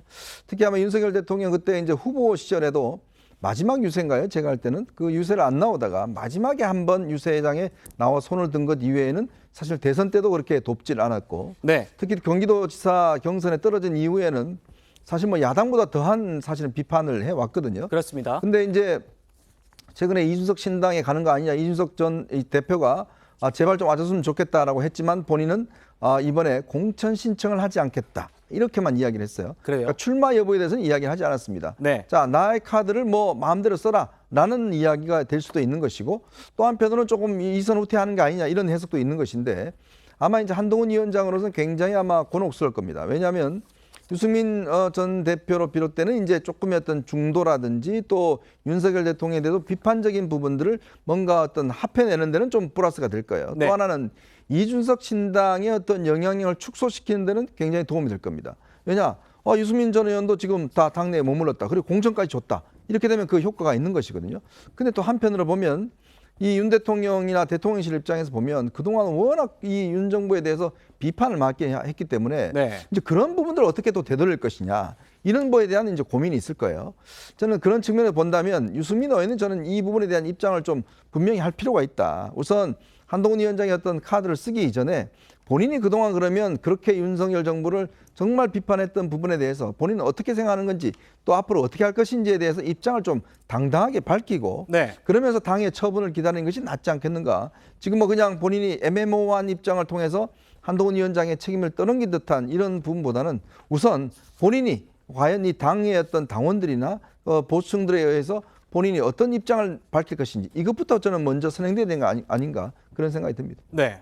유승민 전 의원이 입장을 먼저 내는 게 순서다 이렇게 말씀 주셨습니다. 한동훈 위원장은 지금 이렇게 들으신 대로 부인을 하고 있습니다만, 유승민 전 의원이 만약에 경기도 선거에 투입이 된다면 민주당 안민석 의원이 있는 경기도 오산이 될 거다, 이런 한 언론 매체 보도가 있었습니다. 과거에 안 의원은 이 오산 자객 출마에 대해서 이렇게 말했는데요. 들어보시죠. 국회의원 후보로서의 장미란 차관 어떻게 평가하세요? 개인에 대한 평가는 좀 부적절할 듯 하고요. 사실은 이제 오산의 안민석을 잡기 위해서 자객을 보낸다는 소문이 몇 개월 전부터 돌았어요. 누가 오든지 간에 오산을 우습게 보면 오산이라는 말씀을 드립니다. 오늘도 안 의원이 한마디 했습니다. 그래픽 보겠습니다. 나 환영한다 이렇게 얘기를 했네요. 안민석을 꺾으려고 오산에 유승민을 자객 출마시킨다는 거냐, 오셔라, 나 환영한다, 그러면서 대통령까지 언급을 했습니다. 기왕이면 더 센 자객을 오산에 보내달라. 오산을 우습게 보면 오산이다, 이렇게 또 말장난도 같이 또 농담적으로 했는데요. 김영주 의원님. 네. 안민석 의원의 대항마, 안민석 의원의 저격으로 유승민 전 의원을 차출해야 한다. 이런 전략에 대해서는 좀 어떻게 좀 평가하십니까? 글쎄요, 이제 그 한동훈 비대위원장이 갖고 있는 장점이 결과적으로는 12월 말에 당에 왔다는 거 아닙니까? 그러니까 이전의 역사, 즉 경기도지사에 나왔을 때의 관계는 유승민 의원과 윤 대통령과의 관계였지 한동훈 비대위원장과의 사적인 혹은 공적인 관계는 아니라는 측면에서 한동훈 비대위원장이 쓸 수 있는 옵션이 다양하다는 거예요. 네. 쓸 수도 있고 안 쓸 수도 있죠. 그러나 주안점 뭐냐면 쓸 수 있다라고 하는 고려를 가능하다라고 하는 장점이 있다는 거예요. 그렇기 네. 때문에 오늘 같지만 수원 벨트가 결과적으로 오산하고 연결돼 있습니다. 경기 남부 벨트. 그리고 또 경기도지사 출마를 했기 때문에 만약 본인이 다음에 대선 도전을 하든 다시 한번 지방선거에 경기도지사 도전을 하든 이번 총선에서 경기도 어딘가에 출마한다는 것은 유승민 의원으로서도 나쁘지 않고 본인이 공천 신청을 안 했을 뿐이지 불출마한다는 얘기를 안 했기 때문에 네. 그런 의미에서 당에 이대로 그냥 남아있다라는 것도 좀 우스운 얘기거든요. 유승민은 뭐 본인 스스로가 그동안에 한 행동이 있기 때문에 사실은 자발적으로 나서겠다고 말하기도 어렵다면 내부적으로 신중하게 오늘 뭐 매우 중립적으로 한동훈 비대위원장이 고려한 적은 없다라고 얘기했습니다만은 그 자체가 부정은 아니라고 보여지고 의미 있게 이기는 선거를 하기 위해서 필요하다라면 사실은 오산이라는 곳은 굉장히 교육 도시화돼 있는 교육 특화된 도시입니다. 네. 그리고 이제 안민석 의원도 오선을 했기 때문에 지역에서의 필요도가 분명히 있을 거라고 보여지고요. 이제 그렇다면 실질적으로 그와 같은 어떤 교육 지향적 또 인텔리적인 또 그런 중량감이 있는 유승민 의원의 어떤 투입도 상당한 어떤 승부수가 되지 않을까 그렇게 보여집니다. 예. 김 의원님 말씀하신 대로 과거에 경기도지사 선거 때요. 이 안민석 의원이 유승민 전 의원을 향해서 얘기를 한 게 있습니다. 들어보시겠습니다. 저 안민석의 상대는 윤석열 대통령입니다. 경기도를 지키겠습니다. 이재명을 지키겠습니다.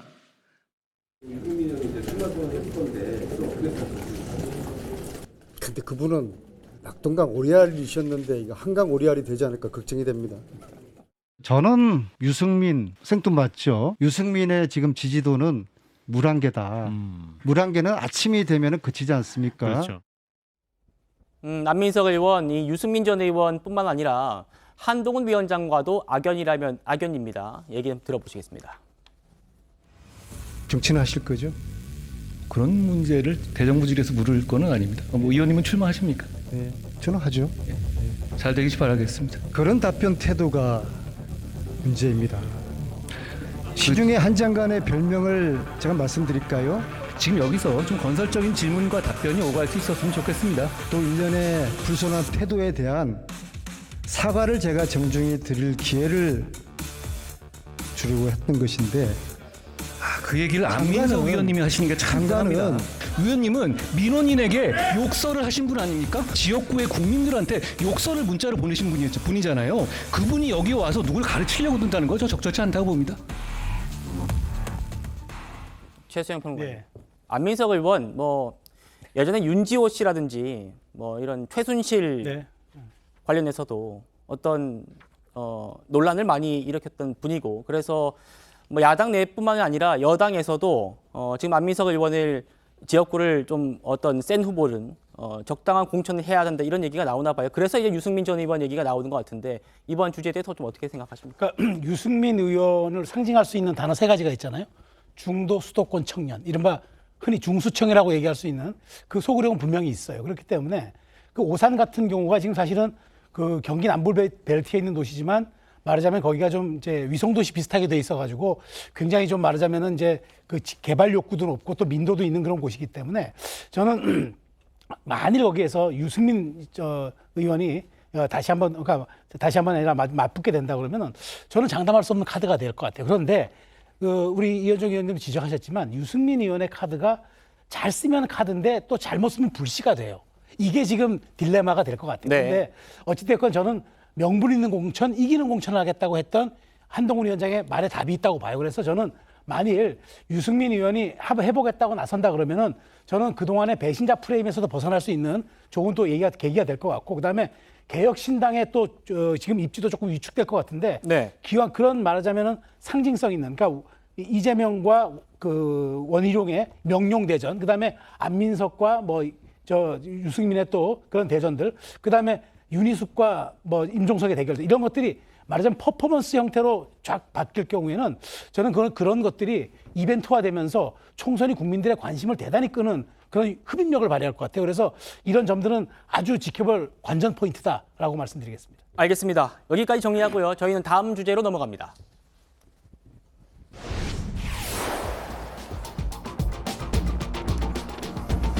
민주당 공천 얘기해보려고 합니다. 민주당 공관위가요, 오늘 오전부터 총선 후보자 면접을 하고 있습니다.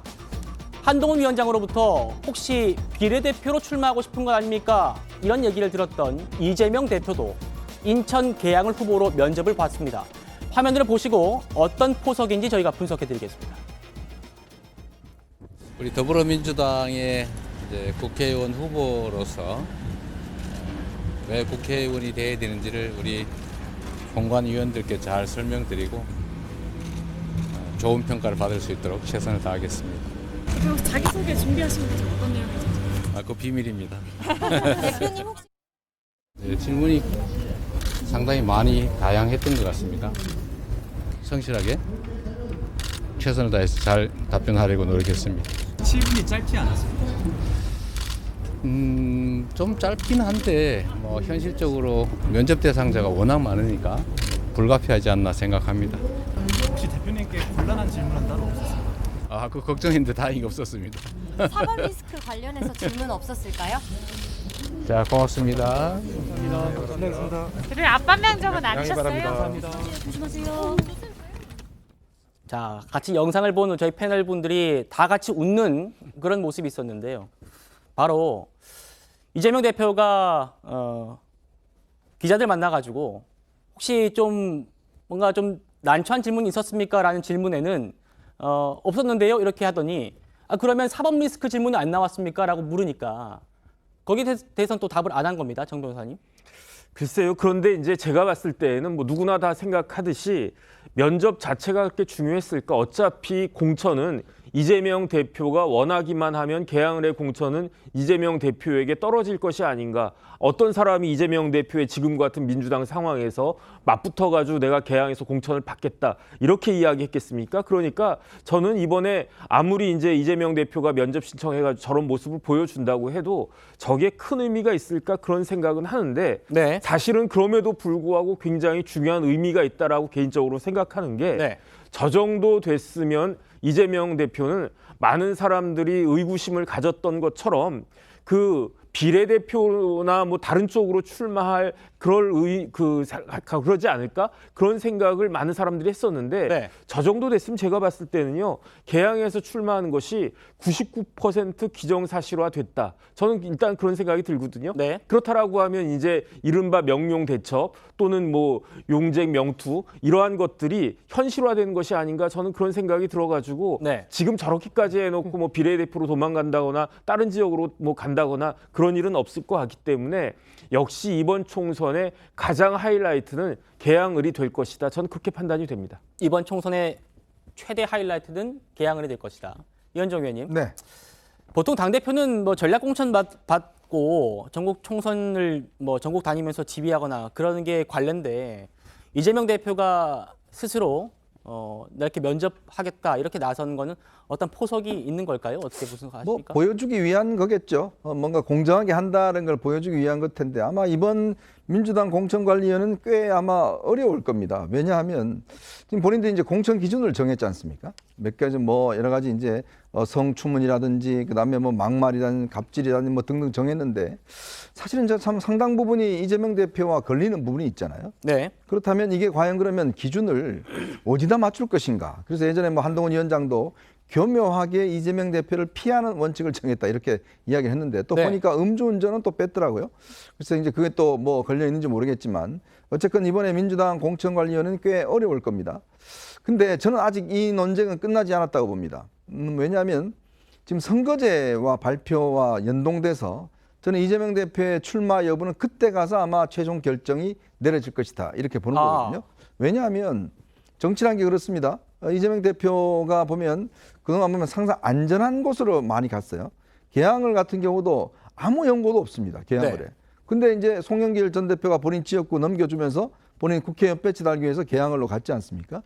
그리고 보면 본인이 또 불리한 거 예전에 그 불체포 특권 포기하겠다 이야기를 했는데 바로 또 본인이 닥쳐오니까 부결시켜 주세요라고 또 이야기를 했잖아요. 그 뒤에 별로 그렇게 뭐 이거에 대한 미안함 가진 적이 없습니다.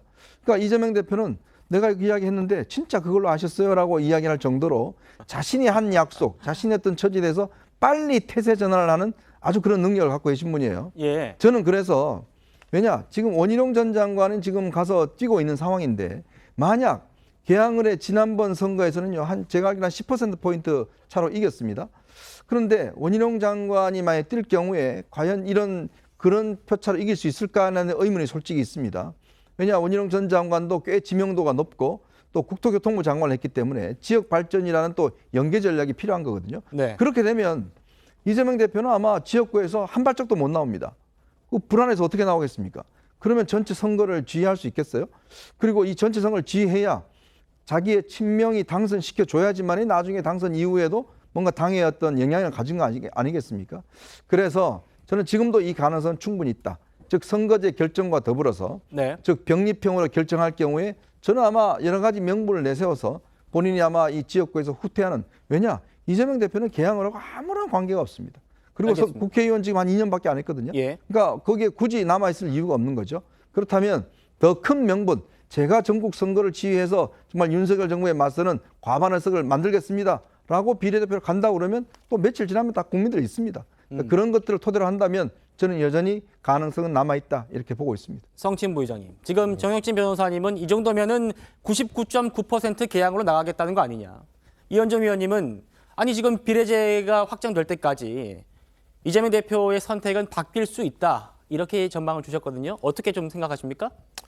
뭐 선거제가 중요하긴 합니다. 그리고 또 정치에서 100%라는 건 없기 때문에 항상 변수가 생길 수 있는 것이 정치이기 때문에 그런 말씀들을 주신 것 같고요. 저는 이재명 대표가 지금 면접까지 받고 그리고 비례대표 출마에 대해서는 홍익표 원내대표가 의사를 들었다. 그러니까 안 하시겠다는 비례대표 출마 안 하시겠다는 의사를 들었다고 이미 밝히지 않았습니까? 그렇기 때문에 뭐 이렇게 다른 지역으로 간다거나 비례대표를 출마한다거나 이런 가능성은 사실상 없어졌다고 저는 보고 있고요. 혹시나 비례대표로 출마한다. 그렇다면은 뭐 정말 그 예전에 뭐 후순위 병립형으로 회귀한다면 후순위로 가서 정말 우리 당을 여기까지 좀 끌어주십시오라는 그 정도의 가능성, 아주 일만의 가능성만 있는 것이지 사실상 이제 어디로 갈 가능성은 없다는 말씀을 드리고 싶고 그리고 지적하고 싶은 것은 이재명 대표의 이런 출마 여부에 관련해서 너무 민주당과 이재명 대표를 너무 악마시키는 이런 발언들이 너무 많아요. 이재명 대표를 공천하기 위해서 고묘하게 피해갔다. 아마 우리가 그 방송 후반에 공천 관련돼서도 얘기를 할 것 같은데 공천 기준에 대해서도 거기서 좀 지적을 하고 싶은데 뭔가 민주당이 뭔가 이재명 대표에 맞춰서 공천 기준을 바꿨다? 국민의힘 기준 그렇게 다르지 않거든요. 그리고 뭔가 이재명 대표는 항상 몸을 사리기 때문에 어떻게 할 것이다.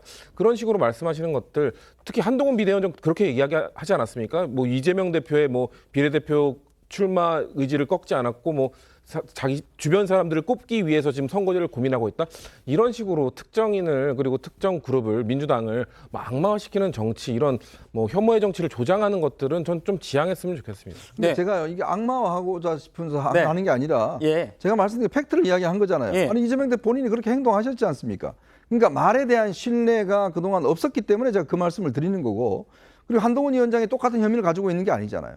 그러니까 본인이 그 혐의를 가지고 있는데 자꾸 이제 공천 기준을 하니까 그런 말씀을 드린 거예요. 제가 뭐하러 이재명 대표 악마하겠습니까? 알겠습니다. 저는 사실만 이야기한 겁니다. 그러니까요. 실제로 팩트만 얘기하면 대선 공약으로 불체포 특권 포기하겠다 이렇게 얘기했는데 이후에 말을 바꾼 것 그건 팩트잖아요. 그렇죠. 그건 비판받아야 되는 부분이고 감수해야 되는 부분인데 그 한동훈 위원장이 공천 기준 좀 먼저 말을 하겠습니다. 음주운전 관련해서 이야기를 하고 있거든요. 이건 저희가 뒤에서 좀 더 알겠습니다. 그때 한번 논의하시죠. 어쨌든 이렇게 이재명 대표가 혹시나 또 입장을 바꿀 가능성이 정치인 제로라는 게 없으니까요. 가능성이 있다. 이렇게 전제를 하더라도 일단은 지금으로서는 어쨌든 이 개항을 출마가 조금 더 무게가 좀 실리고 있는 그런 모습인데 그러다 보니까 이재명 대표하고 맞서겠다고 계속 공언해왔던 분이 있죠. 원희룡 전 장관도 오늘 국민의힘에다가 공천 신청서를 접수를 했습니다. 이 개항을 해서 명롱대전이 펼쳐질 가능성이 높아졌다 이런 관측이 나오고 있는데 두 사람이 서로를 견제했던 모습 함께 보시겠습니다.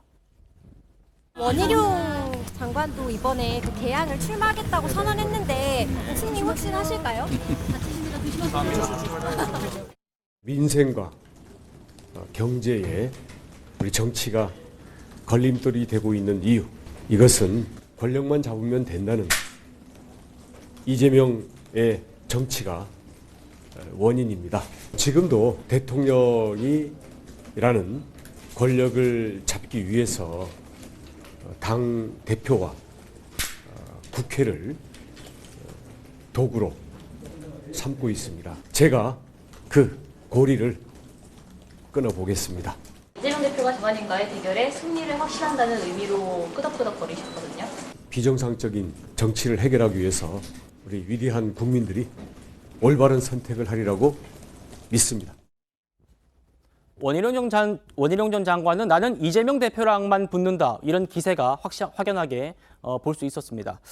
그 앞서 한동훈 위원장은요, 아까 저희가 얘기가 좀 나왔습니다만 이재명 대표가 비례대표로 나가고 싶어서 선거제를 못 정하고 있다 이렇게 비판을 했었는데 이재명 대표 오늘 회견에서도 별다른 입장을 내지 않았습니다. 직접 확인하시죠. 선거구제를 정하지 못하고 있죠. 누구 때문입니까? 민주당 때문이죠. 이재명 대표가 비례대표로 나오고 싶다는 것. 그리고 두 번째, 소위 말하는 이재명 대표 주위에 있는 진영에 있어서 몫을 나눠 먹기 쉽게 하려는 것. 이 두 가지 니즈가 충돌하고 있는 거잖아요. 저는 정신 차리라고 말씀드리고 싶습니다. 그리고 부끄러워해야 한다고 생각합니다.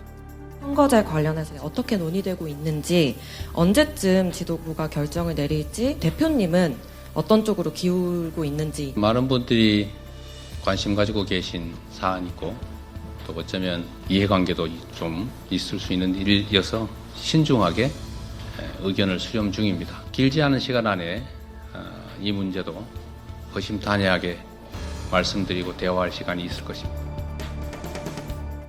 최평론가님. 네. 지금 이재명 대표는 오늘도 즉답은 피한 그런 모습이죠. 그런데 조금 전에 들린 소식은 국민의힘이 현행 선거제가 유지될 걸 대비해서 위성정당을 창당하는 걸 공식화했습니다. 네. 이름은 국민의 미래라는 위성정당을 창당하겠다 이렇게 얘기를 하면서 민주당을 좀 압박을 하고 있습니다. 어떻게 전망하십니까? 그렇습니다. 지금 총선이 70일 남았잖아요. 근데 총선을 치를 지금 말하자면 게임의 룰 확정되지 않은 건 아닙니까? 그럼 네. 뭘 가지고 선거를 치르고 어떤 걸 준비해야 됩니까? 각 정당이 정치가 어떤 선택을 해도 됩니다. 근데 가장 나쁜 것은 어떤 선택도 미루는 겁니다. 그런데 정치가 해야 할 본령 중에 하나가 불확실성을 제거해 주는 건데 이건 민주당이 불확실성을 키우고 있는 거잖아요. 그런 측면에서 지금 민주당의 이재명 대표는 어떤 얘기를 해도 지금 뭐 조만간 얘기를 하겠다는데 이렇게 하면 안 됩니다. 왜냐하면 지금 사실 국민의힘 입장에서는 그 연동형 비례제가 지난번 위성정당이라는 정말 그 꼼수와 그런 폐해를 확인하지 않았느냐. 그러니까 우리는 국민에게 조금 정치가 후퇴한다는 욕을 먹더라도 병리평으로 가겠다. 저는 그렇게 선택을 하고 지금 가는 거예요. 그런데 그조차도 확인 안 돼주니까 혹시 몰라서 보험용으로 오늘 이제 그 위성정당 하나 창립을 하는 거죠. 네. 이게 대한민국의 정치의 현실이라 그러면 이 70일 남은 총선 남은 상태에서 국민에게 부끄럽지 않습니까? 저는 이런 측면에서 빨리 이거는 결정을 지어줘야 되고 저는 그래 세상에 지고지선한 정책은 없습니다. 그 정책을 갖고 판단하고 선택하는 국민의 문제일 뿐이지 그렇다면 빨리 이 불확실성을 제거해 주는 것 이건 이재명 대표가 반드시 지금 빠른 속도로 해야 될 일인 것 같습니다. 네. 지금 민주당 공천 얘기를 하고 있는데요. 민주당이 공천 작업에 속도를 내고 있습니다만 공천 기준에 대해서 논란이 계속되고 있습니다. 지금 성친 부의장님 말씀 주셨던 내용을 지금 좀 다뤄보려고 하는데요. 그러니까 공관위원장이 이명백 민주당 공관위원장이 처음에 이렇게 얘기했습니다. 나 이 5대 혐오 범죄에 있는 사람들, 이 사람들은 공천에서 컷오프 시키거나 배제하겠다 이러면서 얘기를 했던 그 기준이 있습니다. 성범죄, 음주운전, 직장 갑질, 그리고 학교폭력, 증오 발언 이런 게 있었는데요. 이 이명백 위원장이 얘기를 하고 나서 그 뒤에 뭐라고 했냐면요.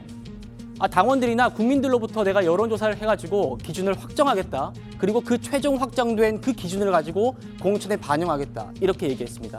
그리고 바뀐 기준이 뭐냐면 부패, 책임지는 자세, 성범죄, 그리고 병역이나 납세 같은 국민의 의무, 직장갑질, 학폭 이 5가지 기준이 정해졌다. 이러면서 이걸 이제 기준으로 공천하겠다. 이렇게 얘기를 했는데요. 그런데 보시는 것처럼 최초에 얘기했던 음주운전과 증오 발언이 빠진 겁니다. 이걸 두고 지금 좀 논란인데요. 정영진 변호사님. 네네. 하필 이 2개가 이재명 대표가 20년 전에 음주운전을 한번 했었고 이 2가지에서 이재명 대표가 좀 빠지다 보니까 이재명 대표 살리기 위해서 기준을 바꾼 거 아니냐 이런 논란이 나오나 봅니다. 그것까지는 모르겠는데 민주당은 시대를 거꾸로 가는 거예요. 왜냐하면 2018년에 윤창호법이 제정돼서 시행되지 않았습니까? 왜냐하면 윤창호라고 하는 정말로 전도양양한 청년이 그 음주운전에 의해 가지고 희생되지 않았습니까? 그러니까 음주운전에 대해서 우리 사회에 경각심을 불어넣어줘야 된다라고 하는 거고 그 이재명 대표가 아무리 20년 전에 음주운전을 했다고 하더라도 그때하고 지금의 음주운전에 대한 비난은 비교할 수 없을 정도인데 20년 전에 이재명 대표가 0.158 상태로 음주운전에 걸렸었어요. 그거는 그 면허 취소 수준이고요.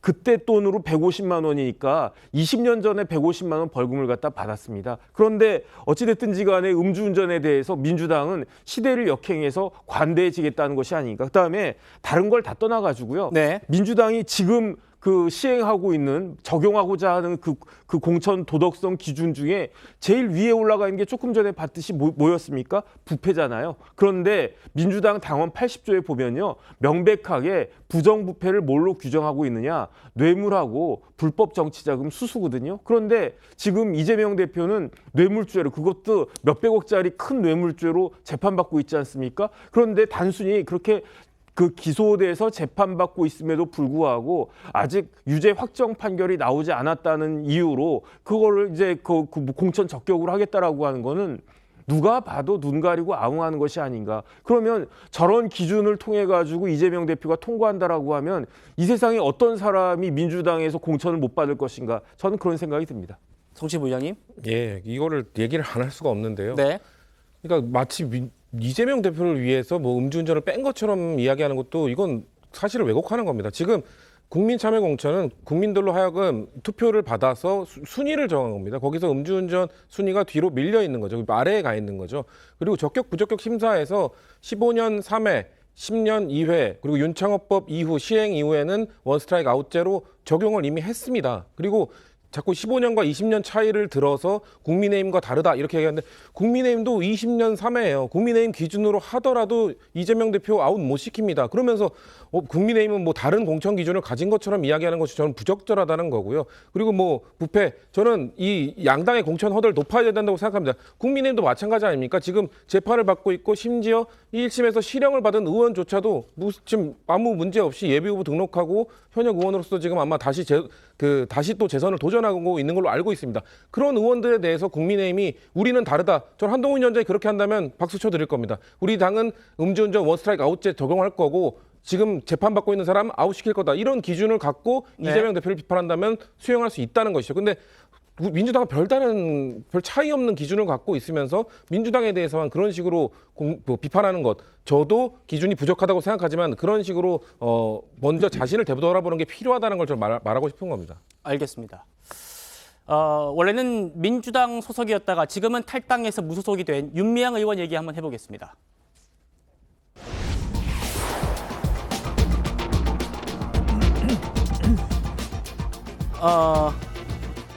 이 원래는 민주당 소속이었죠. 지금은 무소속입니다. 윤미향 의원이 국회에서 주최한 토론회가 큰 논란입니다.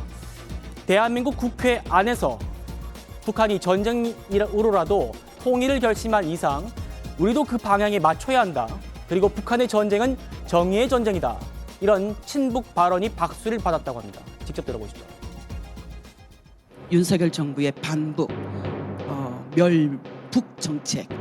이 정책이 우리들에게 걸림돌이 되고 있고 또 그것을 이용하고 그것을 통해서 이득을 취하고 있는 미국과 일본의 군사 동맹 체제들 이 문제를 우리가 반드시 해결할 수 있는 길들, 이 토론회에서도 길을 좀 열어갔으면 좋겠고 지금부터라도 최후의 방법이긴 하지만 즉 어쩔 수 없이 전쟁이 일어난다면 그 통일 전쟁이 일어나 그 전쟁으로 결과의 평화가 만들어질 수 있다면 그 전쟁관도 수용해야 된다는 그 인식에 대해서는 저는 조선반도에서 분단되어진 한반도에서의 평화관은 바로 이런 어떤 평화관이어야 된다는 소신을 갖고 있습니다.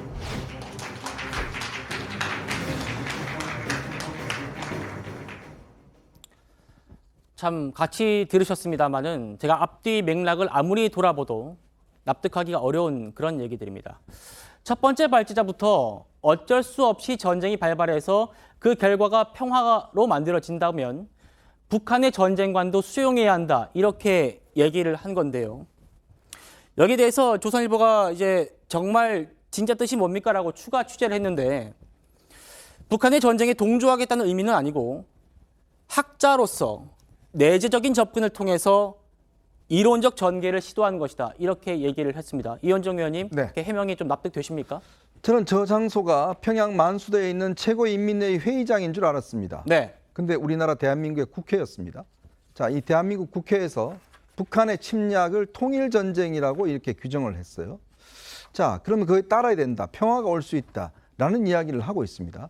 참 공공연하게, 물론 뭐 저런 이야기를 밖에서 우리나라에서 하는 거는 뭐 다 자유입니다. 그런데 대한민국 국회의원이 아니면 빌릴 수 없는 저 강당에서 저런 이야기가 나왔다는 것. 저는 그거 자체가 결국 문제였다는 생각이 듭니다. 네. 특히 이들의 발언 보면 발언을 했던 분 같은 경우는 한총련 2기 정책위 의장 출신입니다. 자, 그리고 이 내용도 그렇습니다. 북한이 통일을 하는 결심한 이상, 그러니까 북한이 전쟁하는 게 통일을 결심해서 이게 통일전쟁이라는 이야기잖아요. 그리고 조선반도라는 이야기도 씁니다. 이 한반도, 우리나라 대한민국이 아니라 조선반도 북한이 쓰는 용어를 쓰고 있는 거예요. 자, 그 전쟁도 마다하지 않겠다? 도대체 저분은 도대체 대한민국 사람입니까? 아니면 북한 사람입니까?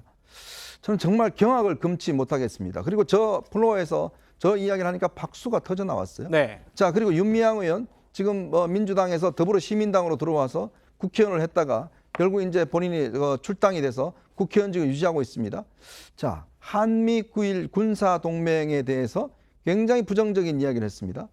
자, 본인은 지난번에 일본에 가서 조총련 행사에 직접 참석했습니다. 민단 행사가 있음에도 불구하고 북한이 이 추정하는 단체가 주최하는 그 행사에 참석을 했습니다. 도대체 어느 나라 국회의원인가요? 지금 일단 항소심에서 의원직 상실을 받긴 했지만 4년 임기를 계속 지켰습니다. 정말 대한민국 국회에서 있을 일이 아니라 북한 평양에 있는 만수대에서 있을 만한 이 이야기를 우리가 지금 듣고 있는 그런 상황인 것 같습니다. 네. 윤미향 의원 주최 토론회에서 나온 이 발언들, 최근 김정은 위원장이 언급했던 이 말들을 수용하는 걸로 보입니다. 영상으로 보시죠. 우리는 전쟁을 바라지 않지만 결코 피할 생각 또한 없습니다. 전쟁은 대한민국이라는 실체를 끔찍하게 괴멸시키고 끝나게 만들 것입니다. 그리고 미국에는 상상해보지 못한 재앙과 패배를 안길 것입니다. 네, 윤미향 의원의 또 입장도 저희가 들어봤습니다. 토론자 개인의 의견이고 자신은 절대로 전쟁을 반대한다 그런 입장을 냈습니다만 아까 이제 이현정 의원 말씀하신 대로 당일 토론회에서 이 문제의 발언에 대해서 제지를 하는 사람이나 항의를 하는 사람도 없고 박수가 나왔다 이런 비판이 나오고 있습니다. 성친 부의장님 어떻게 좀 보셨습니까? 저희 민주당의 입장에서도 전혀 동의할 수 없는 내용들이 나왔다고 봅니다. 민주당 그리고 문재인 정부 때 추진했던 한반도 평화 프로세스라는 것은 전쟁에 절대적으로 반대하고 평화를 통해서 한반도를 좀 더 안정적으로 구축하자라는 정책을 추진했던 것인데요. 뭐 글쎄요, 뭐 말씀하신 대로 뭐 개인의 의견일 뿐이다라고 하지만 또 이현정 의원께서 지적하셨듯이 국회의원만이 빌릴 수 있는 저 상징적인 장소에서 저런 발언을 해도 되느냐에 대해서는 저로차도 좀 동의가 안 되는 부분이 있습니다. 그렇기 때문에 글쎄요, 이미 당을 떠난 분이기 때문에 민주당이 이런 부분에 대해서 뭐 입장을 표명하는 것이 적절할까라는 생각은 있는데요. 계속해서 뭔가 그래도 민주당이 그 과거에 공천을 했던 분이기 때문에 그런 것들이 연관되고 뭔가 지적이 되고 한다면은 네. 어느 정도의 입장 표명은 좀 필요하지 않나. 민주당의 이런 이 대북 정책관과는 전혀 다른 것이고 부적절했다라는 입장 표명도 좀 필요할 수 있다라는 의견을 갖고 있습니다. 네. 이현정 의원 말씀하신 것처럼 윤미향 의원의 친북 행정 논란은 이번이 처음이 아닙니다. 지난해 9월에 조 총련이 일본에서 연 행사에 참석했다가 문매를 맞았던 건데요. 당시 윤 의원은 이렇게 해명했었습니다. 들어보시죠. 간도 학살 100주년 한국추진위원회 그 단체로부터 제안을 받았기 때문에 조총련으로부터 초대받은 것도 아니네요. 아닙니다. 저는 조총련하고 접촉할 이유도 없었고 남북교류협력법을 위반한 적이 없어요.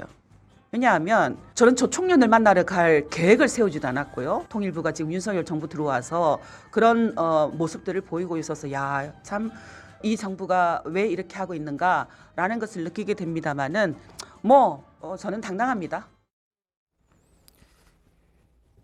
윤미향 의원이 예전에도 이랬던 비슷한 행적을 보였던 적이 있기 때문에 여당에서 곧바로 비판이 나왔는데 윤 의원의 종북 정체성 논란이 하루 이틀이 아니다. 국민 앞에 사과하라. 이런 논평을 냈더라고요. 좀 동의하시나요? 그렇죠. 아니 불리해지면 개인 의견이고 국회의원이 해외 나가서 행사 참석하고 국회의원 회관 빌려서 행사하는 게 그게 어떻게 개인 의견입니까? 그러니까 불리해지면 개인 의견이고 거기에 했던 학자는 또 논란이 되면 내재적 접근이라고 얘기합니다. 내재적 접근이라는 말은 북한 입장에서 생각해보자는 얘기인데 네. 왜 대한민국 국민이 북한 입장에서 생각합니까? 대한민국 입장에서 생각을 해야죠. 그런 측면에서 윤미향 의원은 정말 제가 보기에 그 위안부 할머니들에 대한 문제도 심각하지만 사실은 국회의원으로서 국가 정체성을 부정하는 저런 반국가 행태에 대해서 저는 과연 저게 대한민국 국회의원이 맞느냐. 그리고 여기에 대해서 본인은 말을 장난하거나 애둘러 하지 말고 여기에 대해서 본인의 차라리 이념 정체성을 좀 명확히 밝혀야지 불리해지면 개인 의견이고 논란이 안 되면 국회의원으로 행세하고 이런 이중적 행태 국민이 언제까지 용납해야 되겠습니까? 알겠습니다. 윤미향 의원 관련 논란은 여기까지 정리하고요. 저희는 다음 재판 얘기 한번 해보겠습니다.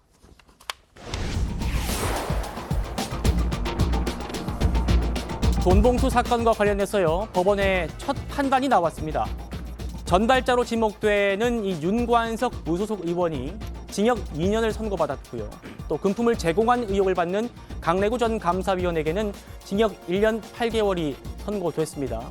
정영진 변호사님, 오늘 재판 결과 좀 어떻게 총평하십니까? 당연히 예상됐던 결과였죠. 왜냐하면 다 인정을 갖다 했었습니다. 그래가지고 윤관석 의원만 돈 봉투 안에 300만 원이 아니라 100만 원만 들어있었다. 요거 빼고는 다 인정을 갖다 했었단 말이에요. 그런데 재판부에서는 아무리 윤관석 의원이 저렇게 이야기한다고 해도 다른 사람들이 다 300만 원 인정을 했으니까 윤관석 의원의 말은 인정할 수가 없고 그다음에 300만 원이나 100만 원이 아니라 그게 그렇게 크게 중요한 것도 아닌데 300만 원이면 300만 원이라고 이야기했던 사람이 빠져나갈 수 있는 게 아니라 본인의 죄가 더 높아지는 거거든요. 그럼에도 불구하고 인정을 갖다 했으니까 그러니까 이제 윤관석 의원의 말보다는 다른 300만 원을 인정한 사람의 말이 더 맞다. 이렇게 판결을 갖다 한 건데 지난 12월 18일에 마지막 그 재판 공판 기일이 있었거든요. 그때 검찰이 윤관석 의원한테 5년을 구형을 했는데 그때 윤관석 의원이 뭐라고 이야기했느냐. 그 민주당 내에서는 이렇게 돈 봉투를 돌리는 금품 수수에 관행이 있었다라는 말도 안 되는 진짜 황당한 말까지 했었단 말이죠. 그러니까 이렇게 그 유죄가 나온 것은 당연하고 형량이 어느 정도가 나오냐만 관건이었는데 오늘 재판부는 5년 구형에도 불구하고 징역 2년을 갖다가 선고한 것이다. 저는 그렇게 판단됩니다. 네, 1심 재판부가 어떻게 얘기를 했는지 한번 짚어드리겠습니다. 정당 민주주의를 훼손했다는 점에서 죄책이 무겁다. 매년 200억 이상의 국고 보조금을 지원받는 집권 여당의 대표의 정치적인 영향력, 그리고 이 선거가 당대표 선거가 전국에 큰 영향을 줄 것임을 고려하면 불법성이 중대하다. 이렇게 얘기를 했습니다. 그리고요. 피고인들의 주장처럼 경선 선거 캠프에 관행이 있었다고 해도 범행을 정당화할 사유가 될 수 없다. 이렇게 얘기했습니다. 이현정 의원님. 관행이 있었어도 이건 정당화 안 된다. 이게 지금 법원의 판시 내용입니다. 그렇죠. 100만 원이건 200만 원, 300만 원이건 우리가 민주주의가 가장 중요한 게 선거지 않습니까? 네. 그 선거 제도를 훼손한 거 이거는 굉장히 중형을 때릴 수밖에 없는 그런 상황이죠. 더군다나 이제 윤관석 의원은 이제 금품을 살포한 혐의이기 때문에 사실 이제 금품을 지시한 사람보다 형량이 낮습니다. 법적으로 네. 보면. 근데 이제 지금 재판부가 2년의 실형을 선고했단 말이죠. 그럼 그만큼 이 범죄 자체가 우리나라의 어떤 민주주의의 가장 근간인 선거제도를 형해화시킬 수 있다. 그런 중대하게 본 것이고요. 자, 이 문제는 뭐냐면 결국은 이제 이 송영길 전 대표가 굉장히 지금 구치소에 있는데 그렇습니다. 이 판결을 보고 굉장히 저는 아마 당혹스러웠을 것 같습니다. 왜냐? 윤관석 의원은 그나마 송영길 대표의 지시를 받고 돈 봉투를 뿌린 사람 입장이거든요. 네. 근데 문제는 이 결과에 이 선거의 종합적인 혜택은 누가 받았습니까? 바로 송영길 전 대표거든요. 그렇기 때문에 오히려 이 형량보다 더 나올 수가 있다. 근데 지금 송영길 전 대표는 지금 옥중 창당을 하겠다고 합니다. 네. 정치검찰 무슨 해체당인가요? 뭐 3월 1일 날 서울당을 만들겠다고 이야기를 하는데 글쎄요. 과연 지금 이런 상황을 보고도 정당을 창당하고 싶으실까? 라는 의문이 듭니다. 알겠습니다. 오늘 재판 결과가 송영길 전 대표의 재판에 어떤 영향을 미칠지 저희도 지켜보겠습니다. 저는 1분 뒤에 돌아옵니다. 저희가 준비한 소식은 여기까지입니다. 저희는 내일 이 시간에 다시 찾아뵙겠습니다. 여러분 고맙습니다.